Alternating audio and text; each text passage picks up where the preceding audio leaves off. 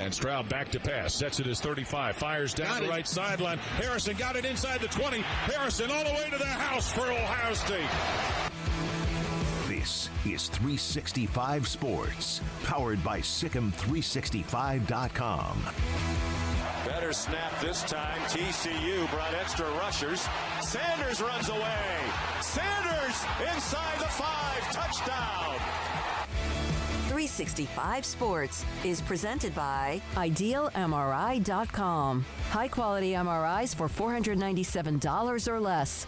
IdealMRI.com. Your health is important, so is your budget. Johnson looks for A-Chain out of the backfield, breaks a tackle. Devon A-Chain still running. He'll score. 365 Sports is also brought to you by Texas Farm Bureau Insurance, protecting Texans since 1952.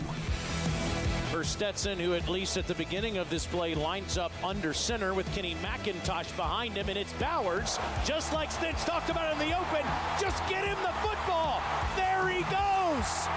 75 yards. Have you subscribed to our YouTube channel? Search 365 Sports on YouTube. Brought to you by TFNB, your bank for life.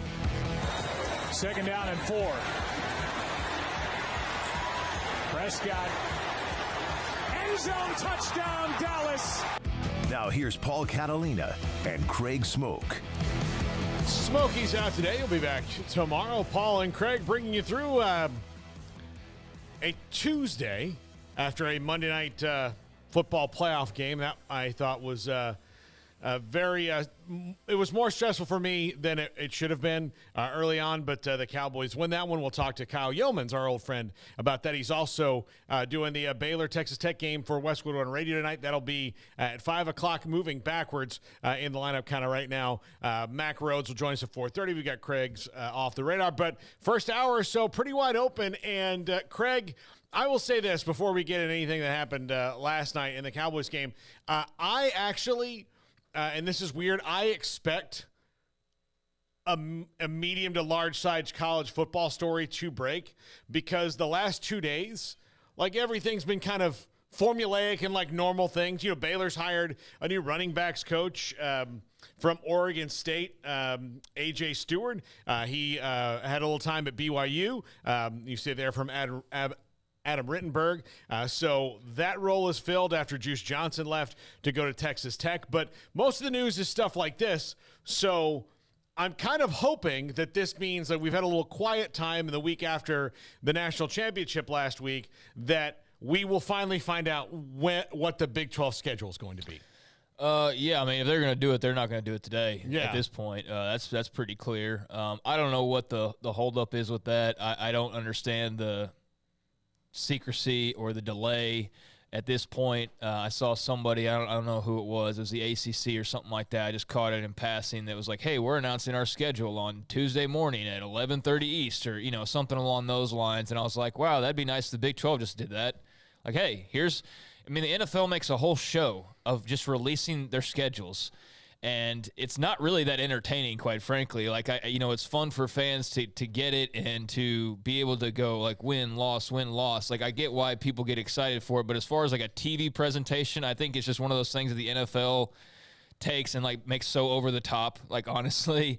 But it works. Like, there's a fan base that, like, they could say, hey, we're going to pick things out of the trash, and they would have 1 million people that would line up and be like, this is going to be amazing because it's got the shield on it, you know? Mm-hmm. So, I don't expect, like, some big full meal NFL Network style presentation to just say, like, here's who everybody's playing, but, like, give me something at this point. I mean, it's mid-January. We're crossing the midway point, and this thing was supposed to be out, allegedly in like December, and then it got moved back, and then it was the beginning of the year. And actually, I think before that, it was supposed to be in the fall at one point, and then it was December, and then it was the beginning of the year, and then it's like, no, in January. Dude, it's mid-January, so like it'd be nice to have this thing at this point. And I know like games aren't kicking off anytime soon, but I just think they're, hopefully of the people in charge are hopefully, of the fans' mind here, where there's people excited about this. Like there's people want to see who Texas and Oklahoma are playing on the way out and who the new 4 schools are going to be playing in their first year. But I did read an article like a day or two ago talking about this, and it does make you wonder, because there's really no really main reasons for a delay, quite frankly, other than, is this because they're trying to work things behind the scenes with Texas and OU as far as their exit goes? Are they trying to, work this thing to, set that up? If that's the case, then I understand a little bit of a delay, but how long does that take? I would have thought, to me, that once you started even doing this, and maybe I'm giving the SEC more credit here than they deserve, but part of me thinks that the SEC has like schedules out for, they've already got their 2023 schedule out, right? So we know what's going on in 2023 in the SEC. And then they probably have a 2024 schedule based on the fact that they could have 14 teams or 16 teams. They probably already figured that out. They probably already know. Maybe not.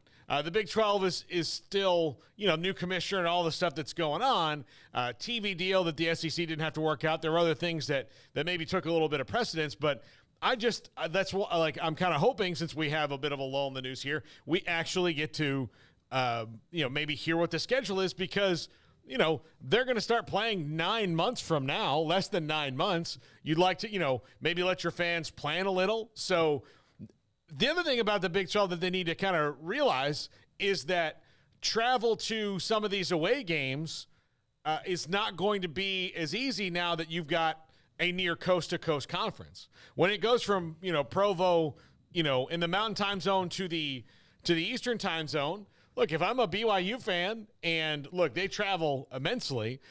We saw it here a year ago, or in 2021. If I'm going to go to a game, say in Cincinnati or Orlando or Morgantown, I'd kind of like to know about that beforehand, Yeah, it's not, it's not impossible to book those flights right now, but, you don't want to do it, obviously 4 months ahead of time, because it might all be booked. Look, there's still, like you said, 9 months, but, we are getting to the point where, people would like to be planning their schedules for next season and how they're going to travel and where they're going to travel and all of that. I've seen people complaining about it and, wanting it to come out and trying to figure out reasons why. And like I just said, I don't really understand what the delay is at this point. I did see one person speculate, this must be infighting. People are fighting over who gets to play who.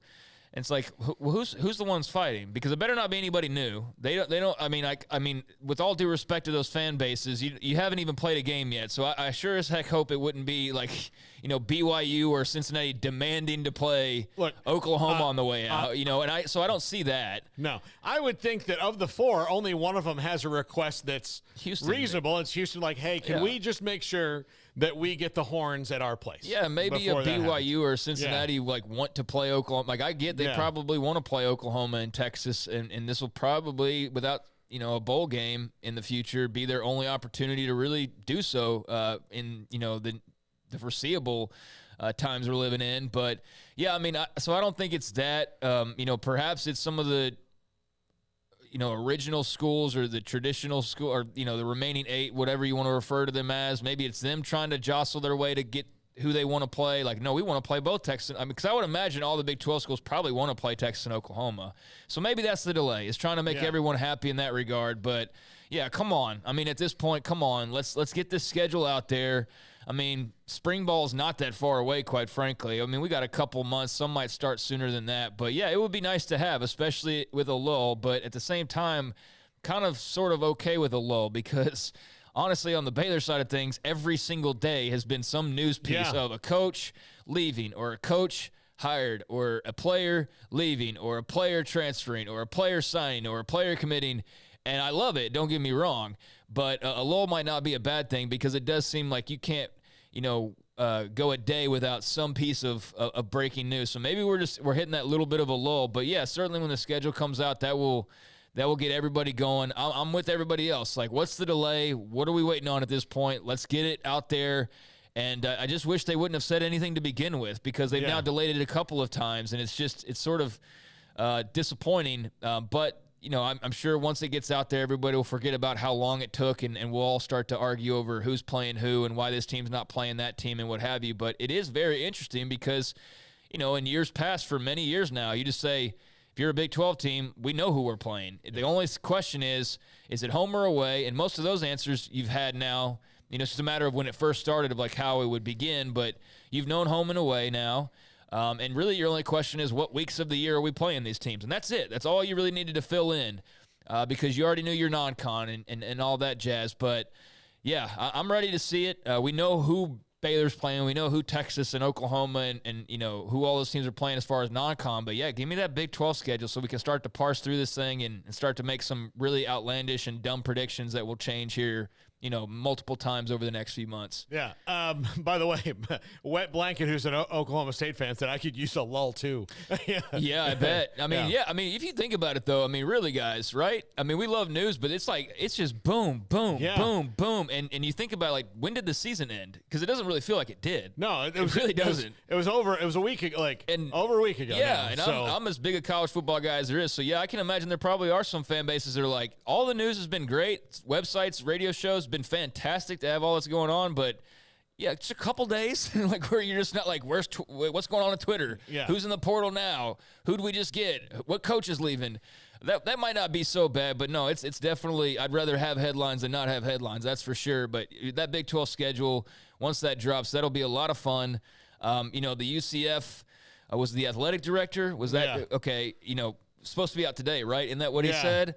So we're looking at it's past 3:00 Central. They wouldn't drop anything past 5. That's not a news dump thing either. That's something you would do early in the day, right. 10:30 a.m. before, you do it by lunchtime. Yeah, so that people could spend the whole day talking about it. Yeah. Maybe even you wake up in the morning and people are getting notifications, We got 14 media markets that, or beyond that would be interested in talking about the schedule and breaking it down just with the teams in play, much less, surrounding areas who are into schedule drops or podcasts or what have you. So, yeah, no, that would be something you drop at 9 a.m. or whatever time would be suffice and certainly have a full day's worth. And you're going to get multiple days worth out of that because we won't stop talking about the schedule and predictions and all that until the season starts. But that would be the smart thing to do. So maybe the UCF AD speaking too soon made them, push it back a day just to keep everybody on their toes. But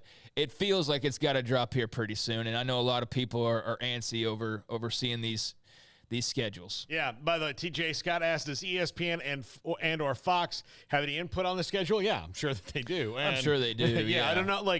I don't know to what point. And one of the things I was going to ask Mac, because again, we were supposed to get the schedule today, is how does it work when you, especially with this new and old and incoming and exiting teams? Is it like jury selection in a trial where you they can throw one out and be like, hey, you guys are going to Provo week 4 and then you're going to Morgantown week 5. Can you go, hey, nope, we'd like to not do that. Can you that's going to happen. We wanted homecoming that week. Yeah, can we do this? How does your, because there's 14 teams, so it's not like everybody can do that, but do you get one zonk? I don't know. To be fair, throwing new teams in there, it's not the process that they've been dealing with now for, several years where they've just known it's the same 10. We know how that works and how we get each other home and away and all those types of things. But you add in 4 brand new schools. You add in 2 that are going to be leaving after probably a year, probably. We still don't know that for sure. And I think that's part of, like I said earlier, what the delay is. But, who gets a piece of OU and Texas? Where do OU and Texas go or not go in their perhaps final year? Which is that's the biggest question that still remains is it, isn't it? It seems it is. It probably is. But is it? Because there were some people who were very proudly, clamoring that last year was the last year, even though that didn't seem all that feasible. Go back through Twitter, and you'll see plenty of people like, this is the kiss our butt. We're out of here after this year, and they're still here. And so you would think that this is the final countdown. But there are, new parts and a lot of moving parts, so we'll see. I would think, though, it's got to if it dropped tomorrow, I would not be shocked by that, and that would make a lot of sense. Just keep everybody, like I said, on their toes after the false start of the UCF AD, and then lay it out there. But the other part about it is the conversation about Texas and Oklahoma and will they, won't they, go after this year. Was part of the thought was if they were to now arrange a deal to where they are able to leave early. Obviously, there's the money piece of it. We've known about that. But there was also that discussion, I forget where it originated from, if it was like Dennis Dodd or, whatever other college football reporter who had it, of talking to them about having non-con games for the next few years to offset the losses in revenue from TV ratings that will fall because there's no longer an Oklahoma or Texas. So maybe that's part of what they're trying to figure out is those last steps of, all right, you guys are leaving, but you are going to play at UCF in a non-con in 24 and, in Waco in 25 or whatever they're going to do to arrange that to offset and come to an agreement where everybody's happy. The Big 12 still gets some OU Texas bump for their remaining schools. The networks will be happy about that. The networks will be happy because they still get OU Texas ratings and then you and they get maybe another game that's not might have been Texas or not. Texas isn't really that bad about this, but I mean it could have been Texas Rice and now it's Texas UCF. Yeah, kind of one of those things. So it's better. Maybe it's the networks that are jostling over it. There, like I said, there's a lot of moving parts. So we want our schedules and we want it now. But it's got to be close. It's got to be close. Yeah, and Texas is a team that's always pretty much game to schedule anybody. I mean, I've always respected about them because they're not very rarely do you see a Texas schedule that's like dud. Right. Oh, look, we're 3-0. They will. I mean, they in spite of even in their lowest points, they like to make everybody know that they're the University of, and so OU too. I mean, they've been playing blue chip. Blue blood, programs in the non-con for a while now. Yeah. And so, both of them have been very good about that. Was it like a last year where they had one of their lower schedules and it was kind of a surprise, how did this? But I think that kind of happens sometimes.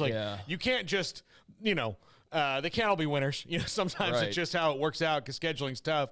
But the other question I have about the schedule is, okay, so the way that it's going to work in most conferences and probably the Big 12 is you're going to have, your teams that you play every year, and then you're going to rotate through the other ones.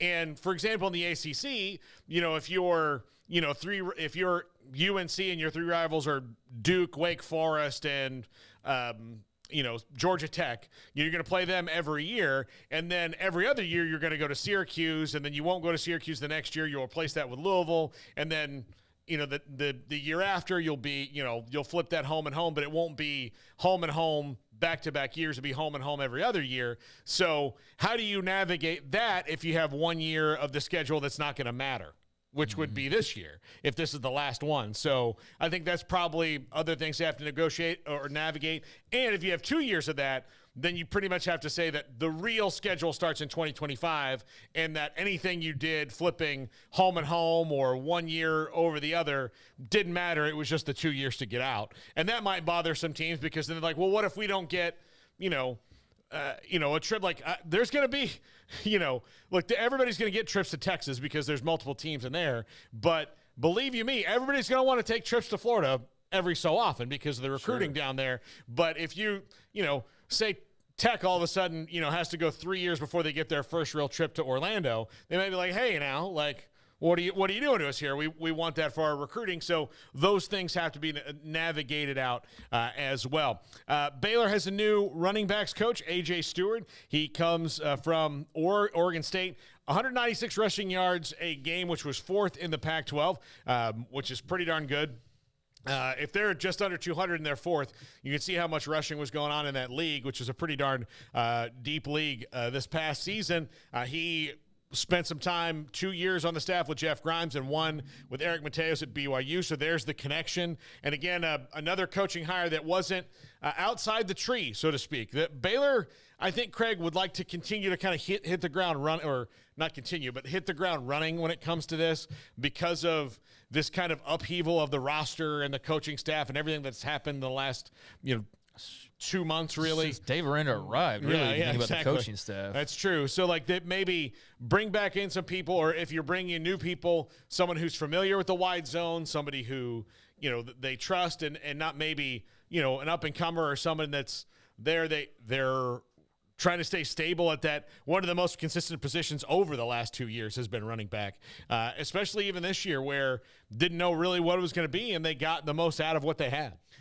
Yeah, I mean, he's got a pretty good, little resume, and Oregon State was one of the more fun offenses to watch. I mean, he's like, here's the first thing that jumped out to me was, what are the odds that, the last couple of years, not this past season, but the last couple of years, he was coaching a guy named B.J. Baylor, and then he's now Baylor's running backs coach. I mean, I know it's just a small little thing, but I mean, I just don't know what the odds of that would potentially be. But I know of B.J. Baylor not because of the last name, but because he's from Texas, and he had a monster final season at Oregon State. If you look at his stats and what he was like his first 2-3 years, now granted his carries went way up his final year with the Beavers, and so that plays into it somewhat, but like his numbers across the board skyrocketed in that final year, and that was under Stewart's coaching. When he arrived at Oregon State, I mean, he turned B.J. Baylor into a stud by the end of it, and then, look no further than who followed that up, and it's another Texas guy, and Damian Martinez, who had a fantastic year for Oregon State, and the Beavers overall. I mean, they had a terrific season, so he's coming from a winning program, a fun offense, an offense that could run the ball really well. And yeah, I was really impressed by how often I was looking at Damian Martinez in the weekly stats and just going, okay, got to make sure I make a note of him because of doing the Earl Campbell Award stuff and monitoring the players from Texas. So yeah, I mean, knowing what B.J. Baylor and Damian Martinez have done in the last couple of years, knowing they're both from Texas, that definitely, gave me some excitement or some optimism about this hire. But yeah, then you read deeper and there's the BYU connection, which I'm sure BYU fans feel like Baylor fans feel towards Tech. As far as like the coaching crossover, it's like, really, you're going to hire another former BYU guy? Really? At least this one's not on staff currently. But yeah, there is that connection, so that makes sense. I mean, yeah, you're not going to just go hire some random running backs coach who has no experience in the offense that you're running. So that you'd seem like, that was a must, and so that box is checked as well. I don't know how he is as a recruiter. Be honest in that regard. I'm not sure how, stellar of a recruiter he is, and that's something that Juice Johnson is, pretty good at.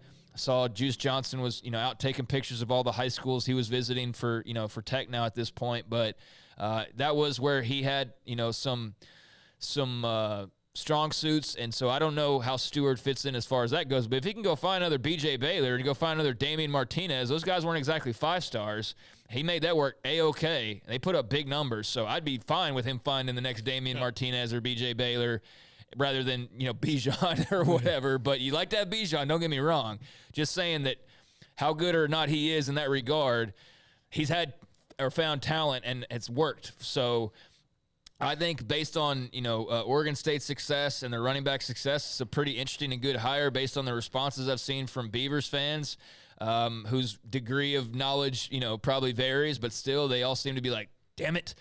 So I think that's always a positive sign, and we'll see. But yeah, another question was answered outside of that is, well, I guess one more note on him. What was very interesting about his hire was not only, the connections and the things that you typically would make sense with a hire, but the fact that he got a second title added onto that, and he is the assistant head coach. I find that very interesting because Juice Johnson left, and when he left, he picked up a couple of different titles. He went from just a running backs coach to, wide receivers coach / passing game coordinator / associate or assistant head coach. And so, that was interesting to see that A.J. Stewart had a second title added on as far as the assistant or associate head coach. I thought that was definitely of note. So yeah, excited to welcome him in and get to know him a little bit and see how they manage in the run game. He's got an interesting room with Richard Reese kind of headlining things. They got to figure out, where Tay McWilliams fits in, if he fits in at all at this point with his health. But beyond Richard Reese, you got Bryson Washington coming in, and you've got Quaylon Jones coming back, and there's a couple of others, but he should have a pretty good little cupboard to start things off with. And then, the special teams hire, they could have gone, with somebody in-house. They could have, I guess hired an outright coordinator, although that seems like kind of a waste. You'd want a guy to double up with that. That's what Matt Pallage used to do. That's what Ronnie Wheat did last year with safeties and special teams.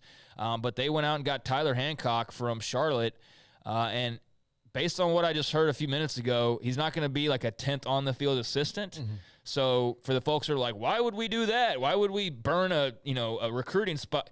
I don't think he's going to be a 10th assistant, so to speak. So curious to see, how all the chips fall. But that came down right after the other announcement. So they're set now, I believe. I mean, they needed a running backs coach after Johnson's departure last week. They needed a special teams coach.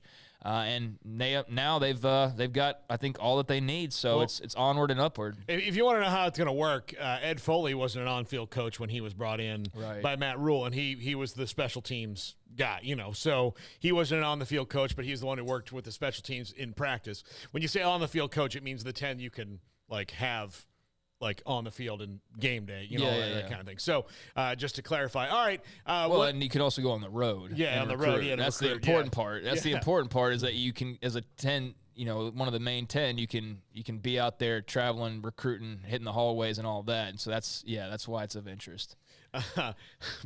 Let's see, from the 972, y'all should bring in a small studio audience on Fridays. Consider this my RSVP in advance. Our studio is not it's big for a studio, but it's not big enough to where we could have any people in here. We could have 5 people probably. Yeah, and we've had people in here before that are guests, but when you're talking small, it would be exclusive. Well, in addition to the 5, Jacob, that we already we could have 10 total, I guess, probably around here, because we got a few guys scattered, but this little chunk in the middle, that's kind of the walking area. We could probably get 7-8 people sitting over there. If on our NFL channel, we did a fantasy draft here and recorded it that had 10 people in the room at tables, and that pretty much filled up the room. Yeah.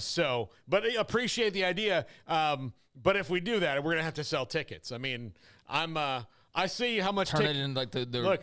I see how much Ticketmaster's getting on Tay-Tay, so I need some of that ticket money right there. Yeah. We got to have some of that revenue here. It makes me think of, I don't know why it made me think of this, because there's so many other shows that have come and gone and so many other live studio shows, but Best Damn Sports Show, period. Yeah. What a throwback that was. I randomly saw something about that the other night, and I had totally forgotten about Best Damn Sports Show for 2 decades. Yeah. But I don't know. That was unique. That was fun at the time. Yeah. And I liked the show because they decided that they were the best before they started. Yeah. They just right named it gates, that. Yeah. So you set yourself a really high bar. Mm-hmm. And then people we're on the Best Damn Sports Show. What's it called? That's what it's called. Yep. We could think of no other name because we are that. All right. When we come back, here's a question I'm going to pose to the text and the chat. 254-339-1122. Why are you confident your team will be better, or why are you nervous that they'll be worse? So whoever your team is, if it's Oklahoma State, if you are confident that they'll somehow be better, please tell us how. If you're nervous as to how they'll be worse, please tell us how. Same Baylor, Florida, USC, whatever you want to say, just let me know how. I'm curious to see how people are feeling in the immediate week after the season's over. Are you feeling optimistic? Are you nervous? Do you need to see some more things? It's not as cut and dry anymore, because with recruiting, freshman recruiting, high school recruiting, you kind of hope that one of them or two of them will see the field and contribute because they're freshmen. With transfers, when you have a team that gets a bunch of transfers, you're like, well, I hope these guys who have played before help my team right away, and that's the expectation when you get transfers. So curious to see how that works out, how you feel about your team going forward. 254-339-1122. This is 365 Sports. Pizza, burgers, and Bears football. There's no place around Waco that serves them all other than Bubba's 33. Come show your green and gold and enjoy some of Waco's best food and beverages while watching your favorite team, the Bears. When real Bears fans get hungry, Bubba's 33 is the #1 spot for ice-cold drinks, hand-stretched, stone-baked pizzas, and bacon-infused burgers. Join us for indoor or patio dining. Bubba's 33, Waco's restaurant and proud supporter of Baylor Bears football. Sick 'em, Bears. How did Edward Jones become one of the biggest financial service companies in the world? By not acting that way. Financial strategies, one-on-one advice, it's a big difference. And that's why Brad Wilson, your Edward Jones financial advisor, makes sense of investing. Experience the difference for yourself. Brad Wilson, 250 Sharon Drive in Woodway, 254-776-4337. Edward Jones, member SIPC. Hey, this is Bryce Petty, former starting quarterback and two-time Big 12 champion, and I know firsthand the importance of being in top shape both on and off the field. So listen up, men. If you're feeling beat down day in and day out and looking for that high-performance edge that separates the men from the boys, then look no further than the Petty Clinic Low T in Waco. Petty Clinic is a comprehensive men's healthcare clinic with an atmosphere catering to men. Board-certified Dr. Kent Petty has a special interest in offering the highest quality medical care to men of all ages. Some of the services offered include screening and treatment for low testosterone or thyroid, infertility, high blood pressure, diabetes, high cholesterol, sleep apnea, while offering comprehensive wellness exams and complete men's health lab panels. High performance men, remember, it's not just a Petty thing. This is Bryce Petty, encouraging you to reach out and Google search Petty Clinic Low T or go to pettycliniclowt.com and get your complimentary lab screening today. When we moved to Texas, we were like fish out of water. We didn't know anyone in our neighborhood until our Texas Farm Bureau insurance agent came to the house. She was so helpful and reassuring, a friendly face with that Texan hospitality I'd heard about. When we purchased a Texas Farm Bureau insurance policy, we knew we were making the right choice. We knew our family would be protected. Stop by and see our agents at one of our 3 McLennan County locations. Coverage and discounts are subject to qualifications and policy terms and may vary by situation. Waco Custom Marketplace is your hometown grocery store with a full-service butcher shop and bakery. Hi, this is David Smoak. The butcher shop can take your customized orders for seafood, pork, and poultry, and custom cut your favorite steaks from bacon wrap fillets to T-bone to bone-in ribeyes, cut specifically the way you want. They have Norwegian salmon fillets, catfish fillets, sliced ham or turkey and lunch meat, variety of cheese available, and several options of sausage links, fresh chicken breast or whole chickens, sliced bacon, pork chops, ground beef, marinated beef, and chicken fajitas, and always large briskets available, plus fresh vegetables. So the great product, customer service, and family tradition of the Bauer family continues at Waco Custom Marketplace, open Monday through Saturday. A full-service butcher shop and bakery available. Waco Custom Marketplace, 425 Lake Air Drive in Waco, or WacoCustomMarketplace.com.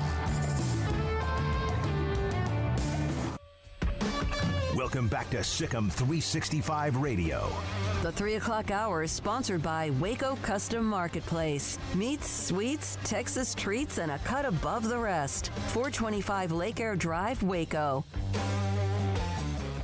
Welcome back. 365 Sports. A lot of answers already on my question. Will your team, are you confident your team will be better? Are you nervous they'll be worse? Or are you nervous that they'll be exactly the same? The only, team you really want to be exactly the same is Georgia.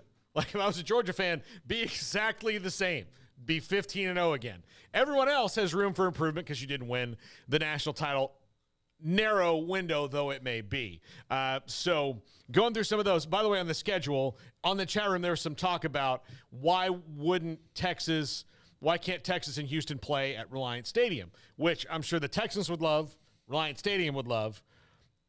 Texas would sure as heck love it, but I don't know if Houston would any more than like it and put it in the friend zone, because they're going to want that game they want it to be a Houston home game. You move it into Reliant, and it is probably not anymore. Yeah, I've been, since this all started, the one thing I said that I wanted to see and have maintained along the way is I wanted to see Texas have to go to Houston and not to Reliant Stadium or NRG Is it NRG now? It's NRG, yeah. But not to the Texans' home, to Houston, to TDECU, and play the Cougs in their place. And I know that's not what you do if you want to make the most amount of money, and I know that's not what you do for the biggest audience. But if you want to make it a real road game, a real conference road game, and you want to, not get but if you just don't want to give everything to Texas on a platter exactly the way they want it on the way out, then you send them and you play at Houston's place. You don't, because if they play at NRG, that's going to be a 75%, 70%, Texas crowd when all is said and done. In my mind, it would be. And so that's a neutral site game. It's not, that's Houston, Texas. Like there's a bunch of Longhorn fans down there. Same thing with A&M. If you're playing them, that's just a neutral site game if you go play it at NRG. So, no, I'd had to have them at TDECU, make it a unique, special thing. I know you probably miss out on several $1,000s, but, hey, Houston's about to get a lot more than they've been getting in with the Big 12 membership. So, yeah, if you wanted to make it where the Big 12 can get their kind of slight in respectfully and, make it unique as possible, and make it as much of a Houston home game as possible, have that at their place. Yeah, and I'll tell you, I do like an occasional neutral site game, especially when you're talking about teams that hardly ever play each other, and to play each other that like the needle would have to be thread right down the line for a postseason game. Yeah, I'm look. FSU and LSU played New Orleans last year. They're playing in Orlando this year. Garrett and I were geeked up about New Orleans, even though we both thought our teams were going to stink, and they were actually pretty good. And then we're even more geeked up about Orlando. It's fantastic. It's such a cool thing that's happening. But I do think that college football is better at the home stadiums, and so the less neutral site games, especially that's going to be an in-conference game. Right. That's the thing. The Texas OU game's its own unique thing, and I take this as kind of an outlier in that because it's so ingrained over so long that I wouldn't want to move that one. Keep that the way it is, keep it neutral site. Well, that's just the way things are going as people are moving away from the neutral site. I think now we're starting to see the trend reverse to where it's like Baylor and Texas Tech. They played at AT&T Stadium for a long time. It was fine. It was cool. It was unique at first, but after a while you're like, I'd rather just see them playing Baylor and Waco and Lubbock, because that's, the true home and home. But, yeah, I think, if you're Texas, you'd want the big stadium because you can pack 60,000 Texas fans in there versus the ticket allotment that you would get to have to go play at Houston. And, yeah, it's a conference game. This is not supposed to be what's fair for all. It's supposed to be you've got home games and you've got away games. And if I'm Houston, I want my actual, real, true home game, no matter what money I might be losing on the other end of that. Yeah, and I'll say this: I'm not a fan of A&M and Arkansas playing at AT&T either. And they're moving away from that, right? Yeah, eventually, yeah. I don't know when the contract runs out on that, but yeah, they need to go back to home and home on that. I think Jerry didn't want to lose it, but having only seen Arkansas win one of those games in his own place, after a while, maybe he's like, look, let me send this back off to Fayetteville. Yeah, they've found disastrous ways to lose that game. You're right. That one at least makes more sense because of the Jerry factor, and you can kind of sort of see it's middle ground sort of, but yeah, that's one that I think I've definitely seen fans on both sides of the fence there, Razorbacks and Aggies, who have said that they wouldn't mind seeing that go home and home. And, I think that would be cool. I don't know if that's in the works, so I think maybe what I was thinking of was just the Arkansas AD commenting on the possibility of that happening. But, yeah, we saw that with Baylor and Texas Tech, and, this year was in Lubbock at night, and then last year was the Jonathan Garibay missed 50-plus yarder to send it to overtime on the banks of the Brazos, and I think it's worked out pretty well. I think it was a nice change of pace. Granted, those aren't two super large schools, although they had respectable crowds. But, yeah, I just say ultimately Texas needs to be at Houston as far as one of those games go. And Garrett had a really good idea, actually. Why don't you throw that out there, Garrett? And you know what? I'm imagining some Big 12 schedule maker like Mack Rhodes that's going to hear this and just bang their heads against the wall it could have been so simple. Instead, we wasted 7 months trying to figure out how to do this. But you had a very simple solution in my mind. Yeah, if you are a former Big 8 team, or you were in the former Big 12 North, then you automatically play Oklahoma. And if you're a former Southwest Conference team or Big 12 South team, you play Texas. End of deal. I mean, that's who your traditional rival was in the way things used to be. So send it out like that. I mean, just make it simple. And would you, I guess, then have like a couple of the new ones and just kind of figure that out? Like Texas would have to play Houston, obviously. Okay, you could even keep that north and south. Okay, yeah. You could say UCF and Houston play Texas. BYU, Cincinnati get Oklahoma. Okay, fair enough. Just keep it split like that. Yeah, I think, sending them out to like Provo or something wouldn't be a bad idea for Oklahoma. But yeah, I think that's really simple. Yeah, like Oklahoma plays Oklahoma State and Iowa State and Kansas State. Definitely think they got to play K-State on the way out. Definitely think they have to. Yeah, they have to play them. Yeah. And then Texas plays Baylor and Tech and, Houston I threw in there as well. And yeah, I think that would make a lot of sense. Yeah. Yeah. By the way, got confirmation on a guest I've been working on since this morning. In about 20 minutes, we're going to have former Baylor and longtime NFL kicker Matt Bryant will join the show. Kind of curious on, again, we saw something last night that's never happened before with Brett Maher, where he was on a streak of missing. He missed 4 extra points last night. He had missed 1 the week before. He was on a streak of 5. I just want to get it from a kicker about, like, how do you deal with those things? It's one of the strangest jobs in all of sports. There's not anything comparable to it. It's not like a golfer can like call in a guy to putt for him. I mean, everything's on your own. It's so specialized and you're so isolated from everything else that when you have those moments, I'm just curious about, how does Dallas coach Brett Maher out of this? Right? Like, what do you do? Well, he made one finally, so maybe that was just all he needed to do. But that was weird, man. That was super weird to watch. Somebody struggle that many times. Like, you see guys miss one and maybe miss a second one. Like, maybe. I can't even recall that really off the top of my head, but I feel like I've seen that. But I've never seen somebody do what he did last night. That was unbelievable. Missed them to both sides, right? Yeah. So usually it's because you're pushing it one way and then he overcorrected. It was a bizarre thing. And the great part about it was he finally made one, so he got that feeling. And they were never in danger of losing, so it didn't even end up mattering at all because it never got all that competitive. That was a butt whooping, and really, congrats to Cowboys fans. That's been a long time coming. Congrats to them, but man, I was really hoping to see a competitive football game, and that was anything but a competitive football game. That was just a Cowboys highlight reel for about 3 hours. And, the Bucs are just, I wonder what happens with Tom Brady like everybody else. Does he go to Las Vegas now? Is that the big move to close out his career, since that was what was being rumored, prior to him landing in Tampa Bay? Obviously, they just got rid of Derek Carr. Do they want to maybe they go draft. Well, I guess Stidham sits behind Brady. He already has before with the Patriots. He already did that. I don't know how you'd feel about doing that again now at this point. But, especially since he played well. Yeah. So I don't know how they would handle that. But, there's other teams out there, too, that he could go to, I suppose. But, that was hard to watch on their end. They're just all sorts of dysfunctional and out of sorts. The way I see it, Tampa has a couple different ways they can go. One is Tom Brady comes back. You reinforce that offensive line. You go get a tight end, because I think he was really missing that in the offense, like somebody who is – you're not going to get Gronk, but a more reliable tight end, because that's really because they can still throw deep, and Godwin and Evans, still can do their thing.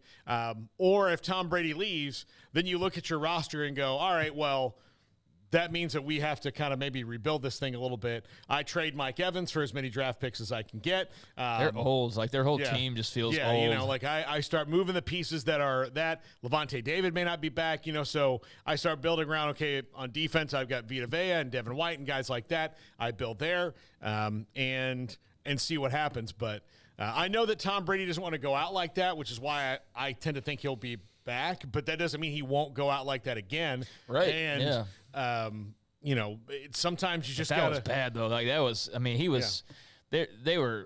And I know there's a lot of Bucs fans are like, this is the way it's been all year, and a lot of people who have watched the Bucs have like, yep, this is pretty much what. But that was like everything rolled into.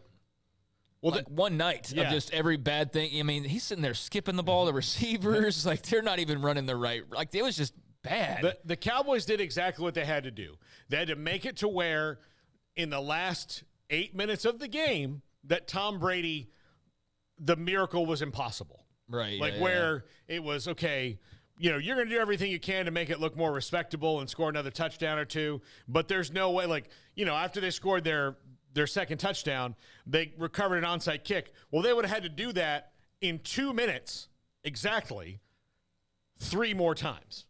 So, like that. That wasn't far off from being like national championship game bad, in my opinion. Like, I mean, maybe not the score the way that it was, but if the Cowboys had started ordering chicken wings in the third quarter, like I wouldn't have been surprised. I mean, like that's how it felt, because it was clear the Cowboys were winning, and there wasn't going to be any magical Brady comeback this time around because he was too busy yelling at receivers or being pissed about just everything going wrong, but.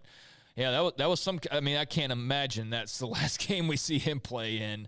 That would be a very subpar way to end an illustrious career. But like you said, I mean, he could come back every year and still have that same result at the very end. You can't guarantee anything. He had his opportunity to leave on a high note multiple times, and he chose to keep playing. And, he ran into a very good Cowboys team last night. And I know that's a big win for that franchise, and not something that many people have seen. Was them winning a game like that, which is, that was commonplace when I was growing up, but I realize I'm an old fart now, so that's been a long time. And for the younger Cowboys fans out there, they have not seen, Okay, Emery is 21 years old. 21 years old. So he has never seen them win a road playoff game. It's never happened in his life.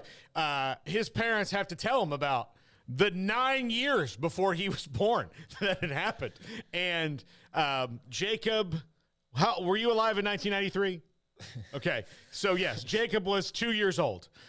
Jack wasn't alive. He's not a Cowboys fan, so it doesn't really matter, but he's never seen it either. Garrett wasn't very old at the time. You and Craig are about the same age, really. Yeah. I was 12, about to be 13 when it happened. And I remember it vividly. It was one of my favorite games ever because they went on to win the Super Bowl that year. But I also sent you guys a text last night. Like, there were things I had not been by myself to see an R-rated movie in the theater at that point yet.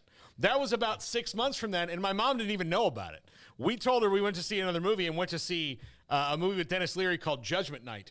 That classic. Emilio Estevez. He was in that one, too. And then I also... in 1993, at the beginning of 1993, we all thought MC Hammer still had one more album left in him. Yeah. Or maybe two. Not at all the case, right? So, things have changed. He had bankruptcy plans instead, apparently. Exactly. Yeah. All right, when we come, I think that was at the Addams Family year. Maybe that's what he was rocking on then. So yeah, maybe so. But yeah, that was impressive. I mean, congrats, Cowboys fans. I'm not a fan of the franchise, but I'm also not a hater of the franchise. I think for somebody who doesn't root for them to have been around them and covered them as much as I have over, a couple decades now at this point, I'm just immune to, like, don't get me wrong. I don't necessarily want them to go win the Super Bowl because there is part of me that loves being able to jab at, like, the drought. But that was, therapeutic, I know, for a lot of people just to see them do that. As a fan, and then a guy who covers them, who knows where the sausage is made and has a distance. Believe me, nobody's more critical than me about it. And looks at them, through that lens. It is a relief on two fronts. In one, like, they're off the hamster wheel of that story. Mm-hmm. So now they can move on to the next one of not being to the NFC Championship. That happens if they find a way to beat what I think is the best team in the NFC this week in the 49ers. If they do that, then we can talk about, okay, that's another, hamster wheel they're off of, and then they're on to the Super Bowl one, just so that we're out of a quarter century of the same story again and again. I think that's the biggest thing to me. We'll take a break right here. We'll come back in the last segment before we get to Matt Bryant. We will go through your list and teams that you sent me on the chat room. Matt Bryant, his commitment kind of derailed that, but we'll have Matt Bryant at 4:00. This is 365 Sports. From the first workout to the last practice, sports is an incredible challenge. Hi, this is Dan Ingham with the First National Bank of Central Texas, and we're proud to support each athlete, every parent, and our educators. From families, small businesses, to the biggest industry, we're here to help. With remarkable products like First Free Checking, we've got banking ideas that fuel big dreams. The First National Bank of Central Texas. Familiar faces making local decisions. Member FDIC, Equal Housing Lender. At Ideal MRI, we feel blessed to be a part of the Waco community. We're a small family business right here in Central Texas, and our goal is to bring down the cost of healthcare while maintaining high quality. At times like this, the cost of healthcare has never been more important, And unfortunately, significant illnesses and injuries still occur. That's why Ideal MRI is open and here to serve you through the difficult time. We offer premium MRIs just like a hospital with state-of-the-art technology and specialists, but you'll pay less. Sometimes thousands of dollars less, whether you're using insurance or not. At Ideal MRI, we accept most insurance and there are no hidden costs, even offering financing if that's needed. Everything included in the price, and you'll not get something as a surprise in the mail later on. If you need an MRI, ask your doctor about Ideal MRI. They'll know. You can schedule an appointment safely from home online in minutes at idealmri.com or give us a call, 833-IDEAL-MRI, idealmri.com. In the market for a quality metal building? Since 1943, Pioneer Steel and Pipe has helped Central Texas residential and commercial customers with metal building design, panel options, building components, and trim options. Pioneer Steel and Pipe's residential line is energy efficient, offers low maintenance, reduces insurance payments, is impact resistant, and carries up to a 45-year limited warranty. In addition, they can also help you find a metal building contractor for your project. Pioneer Steel and Pipe with locations in Waco and Bryan and at pioneersboys.com.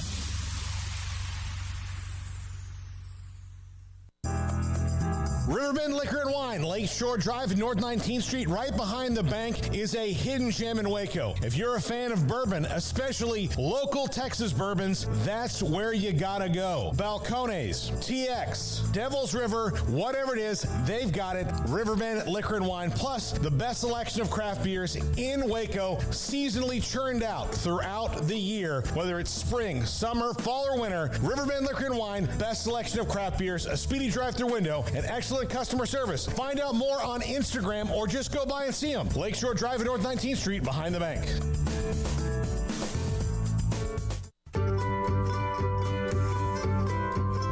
You want to know why Stonewood Dental is so successful? Listen to what happy customers have to say.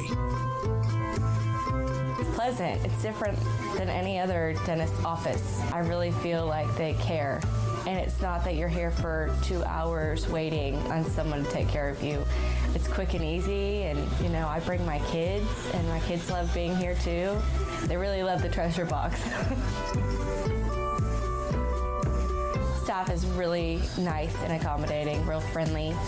You feel more like home. It's not sterile looking. Everybody has their own personalized rooms with decorations and decor, and they'll even have a blanket for you when it's cold. I've recommended people to actually come here, and they are patients now. I really love it here. It feels like family. Learn more, stonewood-dental.com.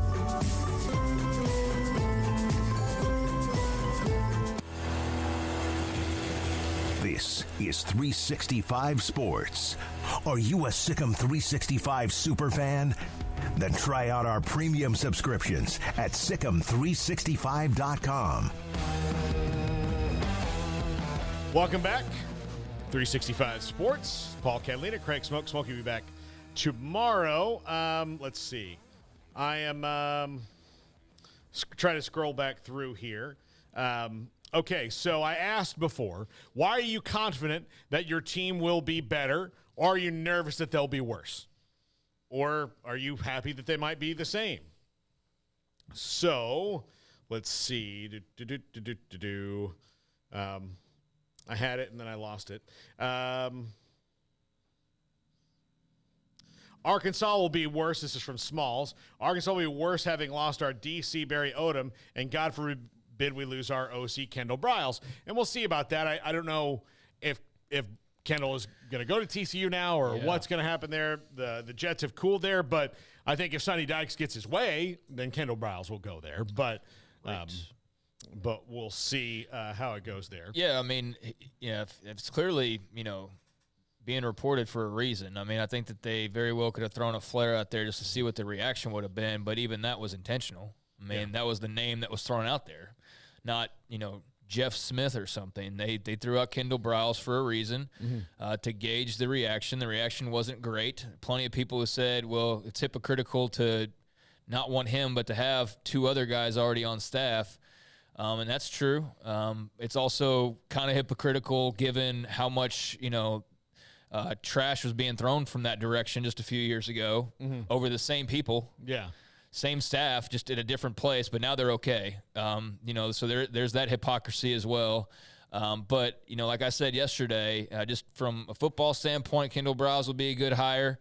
It's not somebody that I necessarily get worried about across the rest of the Big 12. I mean, I think he's good. I think he could have a good offense. I think that TCU is a place he could do very well, but he doesn't make me go oh my gosh, how's Dave Aranda going to, you know what I mean? I think everybody kind of knows. And last year, everybody started to return back to more of the up-tempo style anyways. I mean, you saw that with various Big 12 schools. So that's the league again in so many ways. And so, yeah, I mean, he'd fit right in just like he did previously. And we're seeing that style of offense all across the SEC now.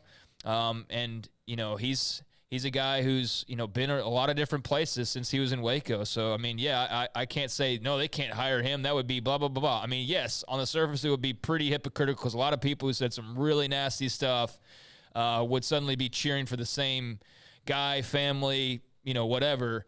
But I have nothing against Kendall Briles. I mean, he did nothing to me. I don't know what's what as far as alleged and all that goes. All I know is he's coached at 7 different schools since then and recruited all over America and won a bunch of games and had some successful offenses. And yeah, this isn't January 1st of 2017. Yeah, exactly.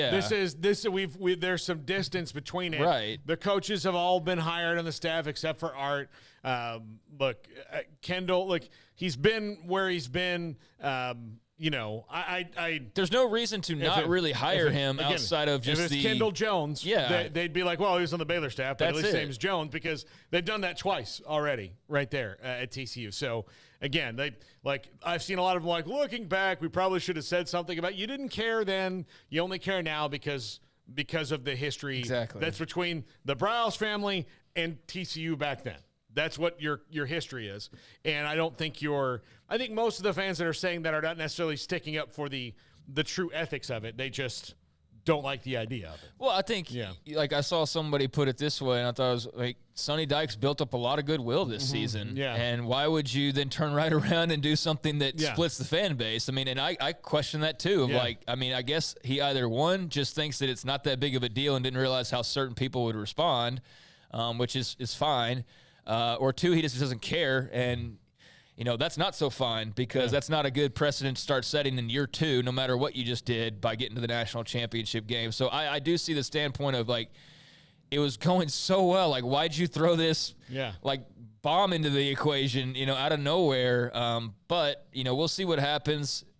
Like we said, though, I mean, there's nothing barring them from hiring him outside of just the backlash and just the hypocrisy is something else. But I know that's not.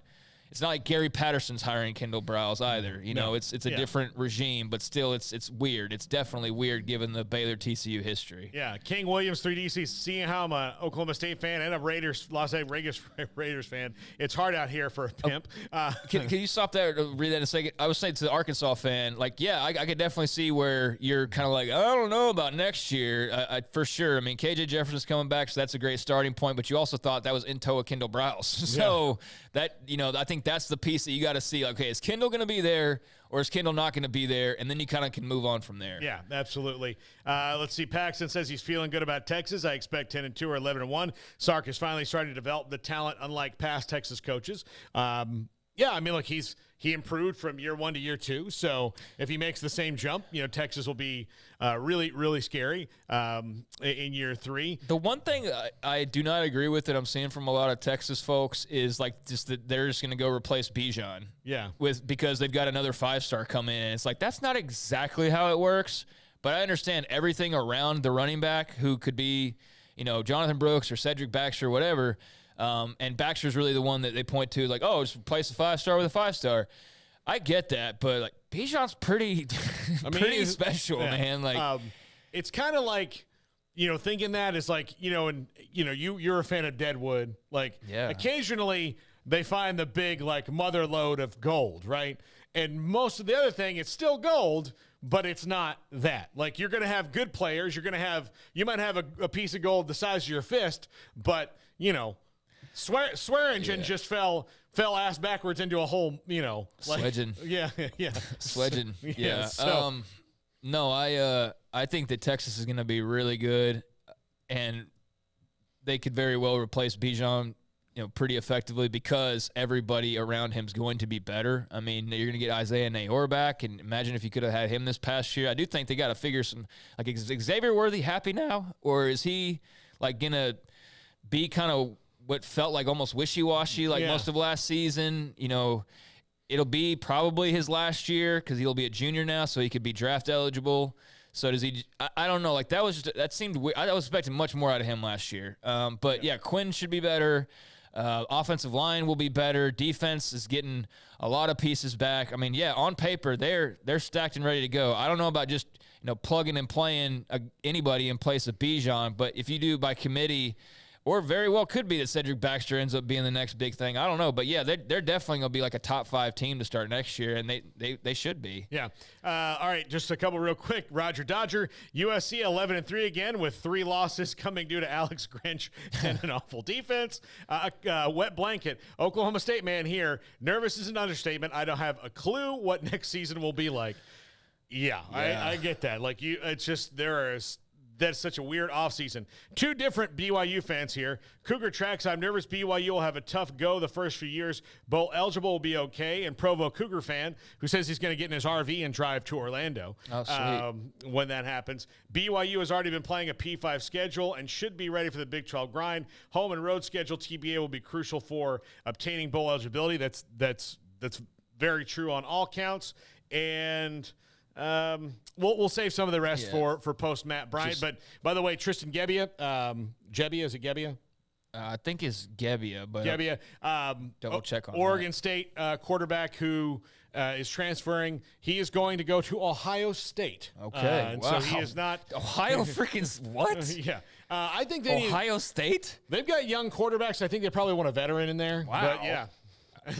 Okay. If you've got to get a 6th or 7th year of eligibility, go big. Yeah. Good job, Tristan. I'm definitely not blaming him at all. I didn't realize they were a factor in this in any way, shape, or form. So, that's a tough break for Baylor because I think that they were hoping, counting on, praying that, they would be able to finish out their depth by adding him. But no, I totally get that from his standpoint, though. That's just not who I thought was going to be in the mix for him.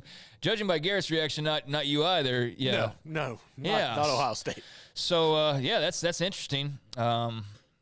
And I guess they'll just go back to the drawing board, and that'll be hard to do because the portal closes for the most part, here in less than 2 days.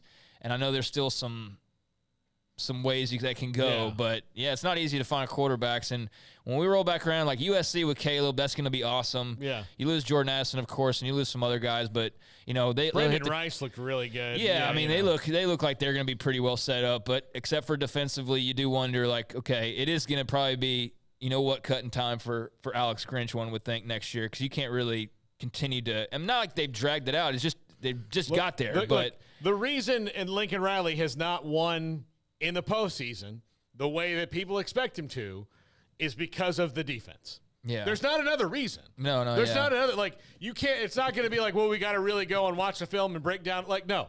Your offense rolls people up.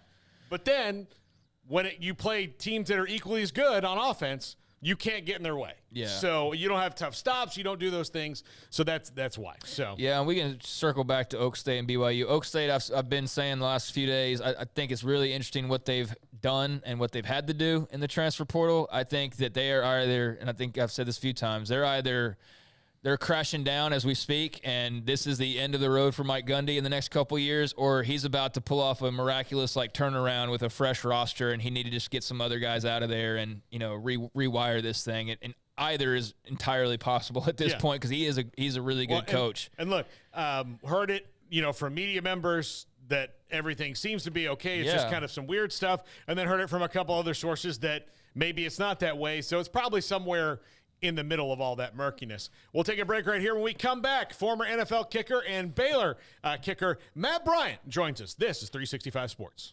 I hate my job, but I don't mind getting up in the morning. I dread each day, but I can't wait to get out of bed. You ask me why, and what I'll say to you is true. Well, you can get breakfast tacos at Rudy's Barbecue. Scrambled eggs and brisket, they ain't fooling around. Salsa Draft, son, they're the best in town. Barbecue for breakfast, yes, it's true. Put a smile on your morning at Rudy's Barbecue. Next in line. Don Humidor, your home with a 48-foot walk-in humidor with the elite cigar brands from around the world, including the #1 cigar of the year, Aging Room Cuatro Nicaragua. Plus, they have the great brands like Macanudo and Artur Fuente, Rocky Patel, Aston, and so much more. CBD, great for sore muscles, aches and pains, sleep, Vita Dreams, and anxiety, mild depression, general health and wellness. Their staff very knowledgeable on the subject. If anyone is curious about CBD, ask Carol and Ashley. Don Humidor in the Townwest Shopping Center off Valley Mills in Waco. There are 26 letters in the alphabet, over 600,000 words in the dictionary, and just 3 of them said together can change everything. Let's order pizza. Those 3 words lead to dough made from scratch and 3 fresh signature cheeses that blanket golden crust in a heavenly melt on Marco's Pizza that'll blow your mind. So visit marcos.com to order and stop by Marco's Pizza in Belmead, China Spring, Woodway, and in Robinson. Marco's. Pizza lovers get it.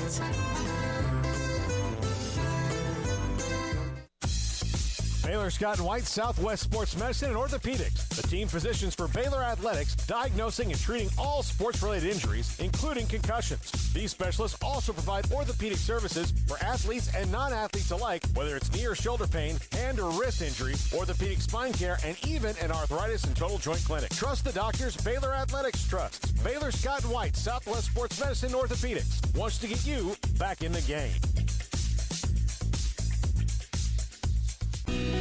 Let Camille Johnson Realtors guide you seamlessly through the process of buying your dream home or selling your current one. Commercial, farm and ranch, or residential, Camille Johnson Realtors can smoothly and successfully lead you through any transaction. With a team of 28 experienced agents who are excited about serving you, Camille Johnson Realtors services the entire greater Waco area. If you're in the market to buy or sell, contact Camille Johnson Realtors, 104 Midway Center in Woodway, or find them online at www.camillejohnson.com. Camille Johnson Realtors, elegant, charming, warm. Welcome home.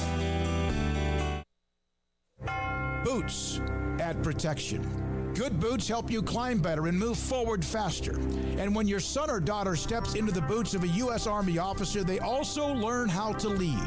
In these boots, they'll gain more confidence with expert training in one of more than 150 occupational specialties. In these boots, they'll stand a little taller and lead a team with diverse backgrounds and areas of expertise to successfully accomplish whatever challenge comes next.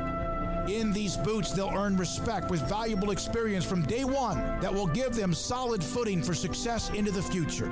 Highly qualified candidates who earn a spot on our team can receive comprehensive health care coverage, college tuition assistance, and a bonus of up to $40,000. See all the things your son or daughter can achieve in our boots at GoArmy.com. U.S. Army Waco Recruiting Company, 254-598-8131 or 254-776-1543.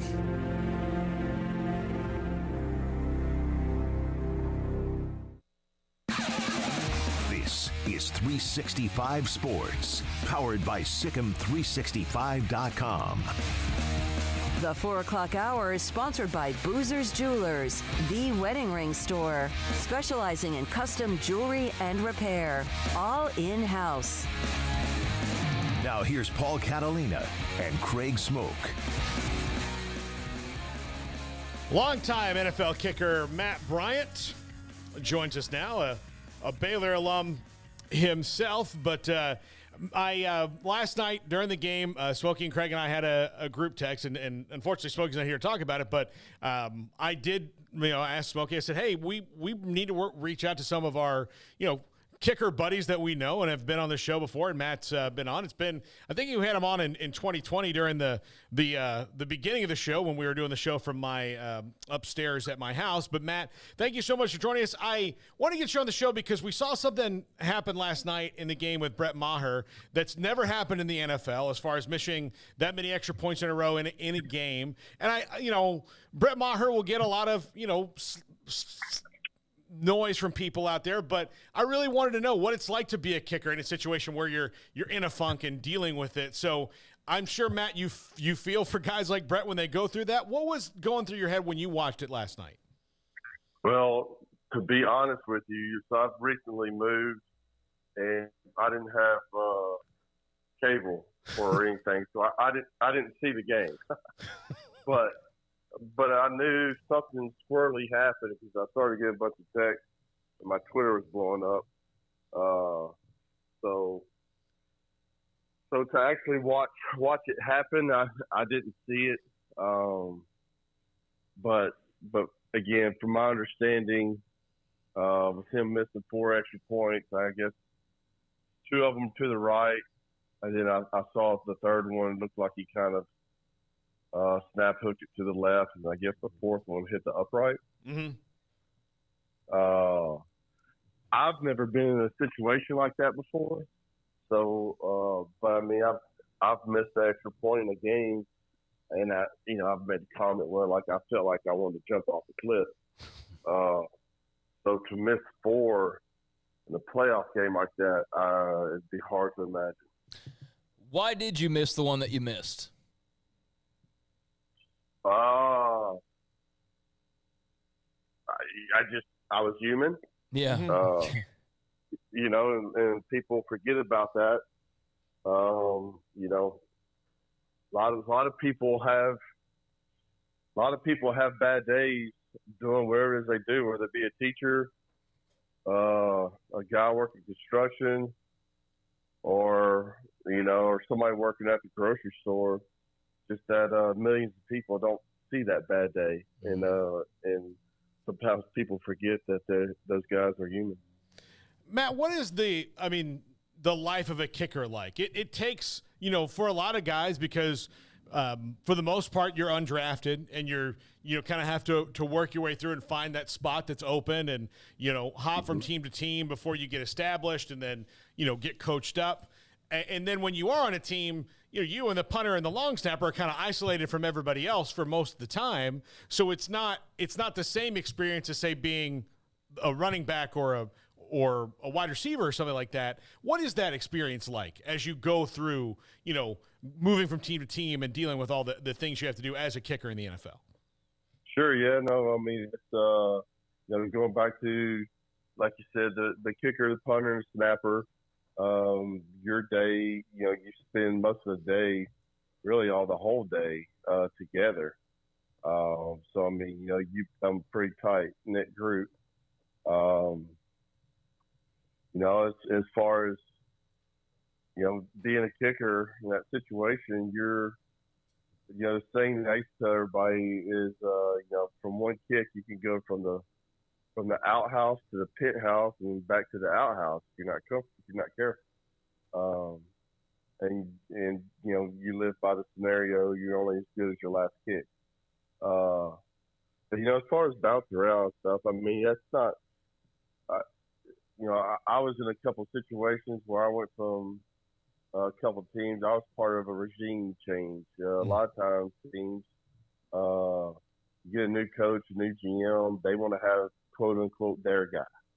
And so, and then some guys just, they miss some kicks and they get, they have to kind of learn the hard way and bounce around and then finally find a home. And so, I mean, everybody's different. You do your own thing. I mean, I was fortunate where I was successful wherever I was.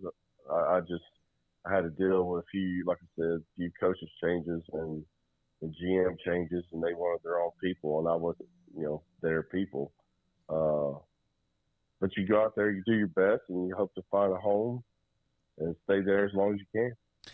So a lot of people last night, as Maher was missing one after the other, were brought up, the term yips, as one might imagine. He said you hadn't really had that, but like at any level, did you even come across that experience or see perhaps a friend who went through that experience? Any knowledge of what that's like to deal with whatsoever? Yeah. So I try to think back. I have one preseason that was pretty rough. Whenever I was with the Bucks, and I can't remember exactly which year. It may have been I don't remember which year it was, but it was just one of those deals where like it just, for whatever reason, I think I had missed like maybe 3 or 4 in a row, and it was, just couldn't figure it out.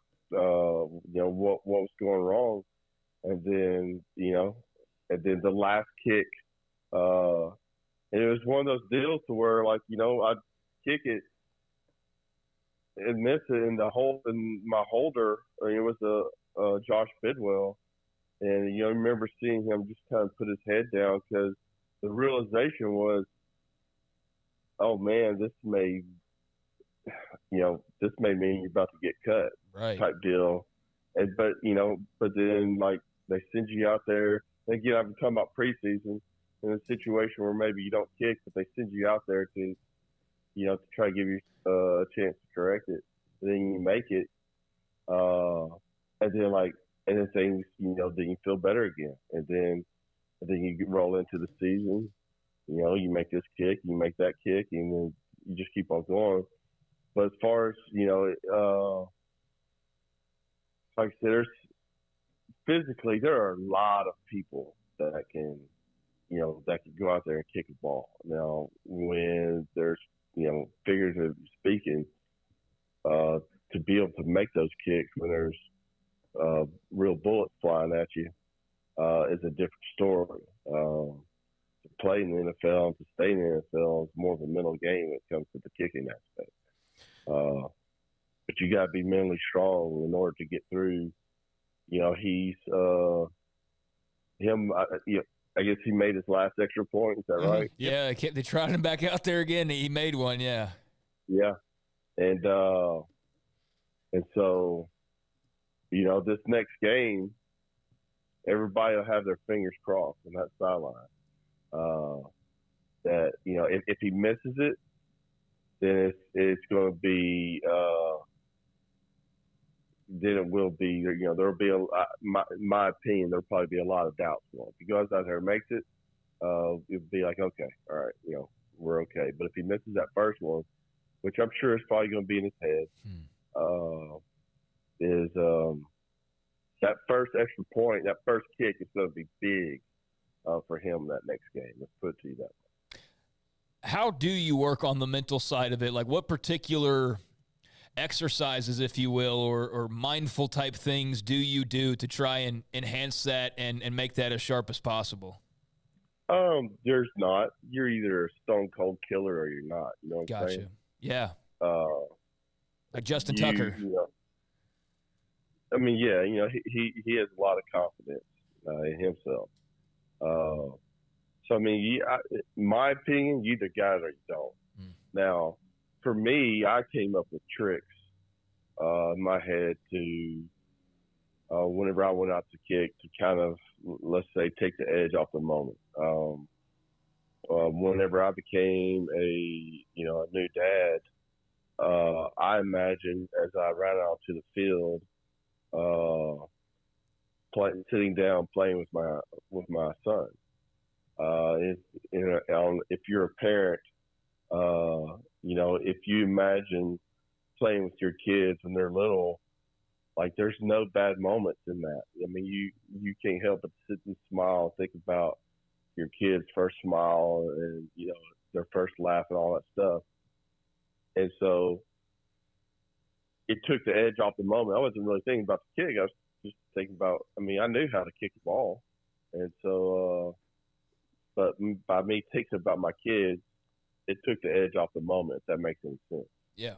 That was just my trick to engage in the mental warfare of the reality of you go out there and you miss a kick, you may be fired tomorrow. So that was little things that I did. So when you did have a slump, a little one, like baseball players try to maybe hitters try to swing their way out of it. Sometimes, you change up a little thing. What was your kick, or what's the best way to get out of one? Is it simpler than we may even think?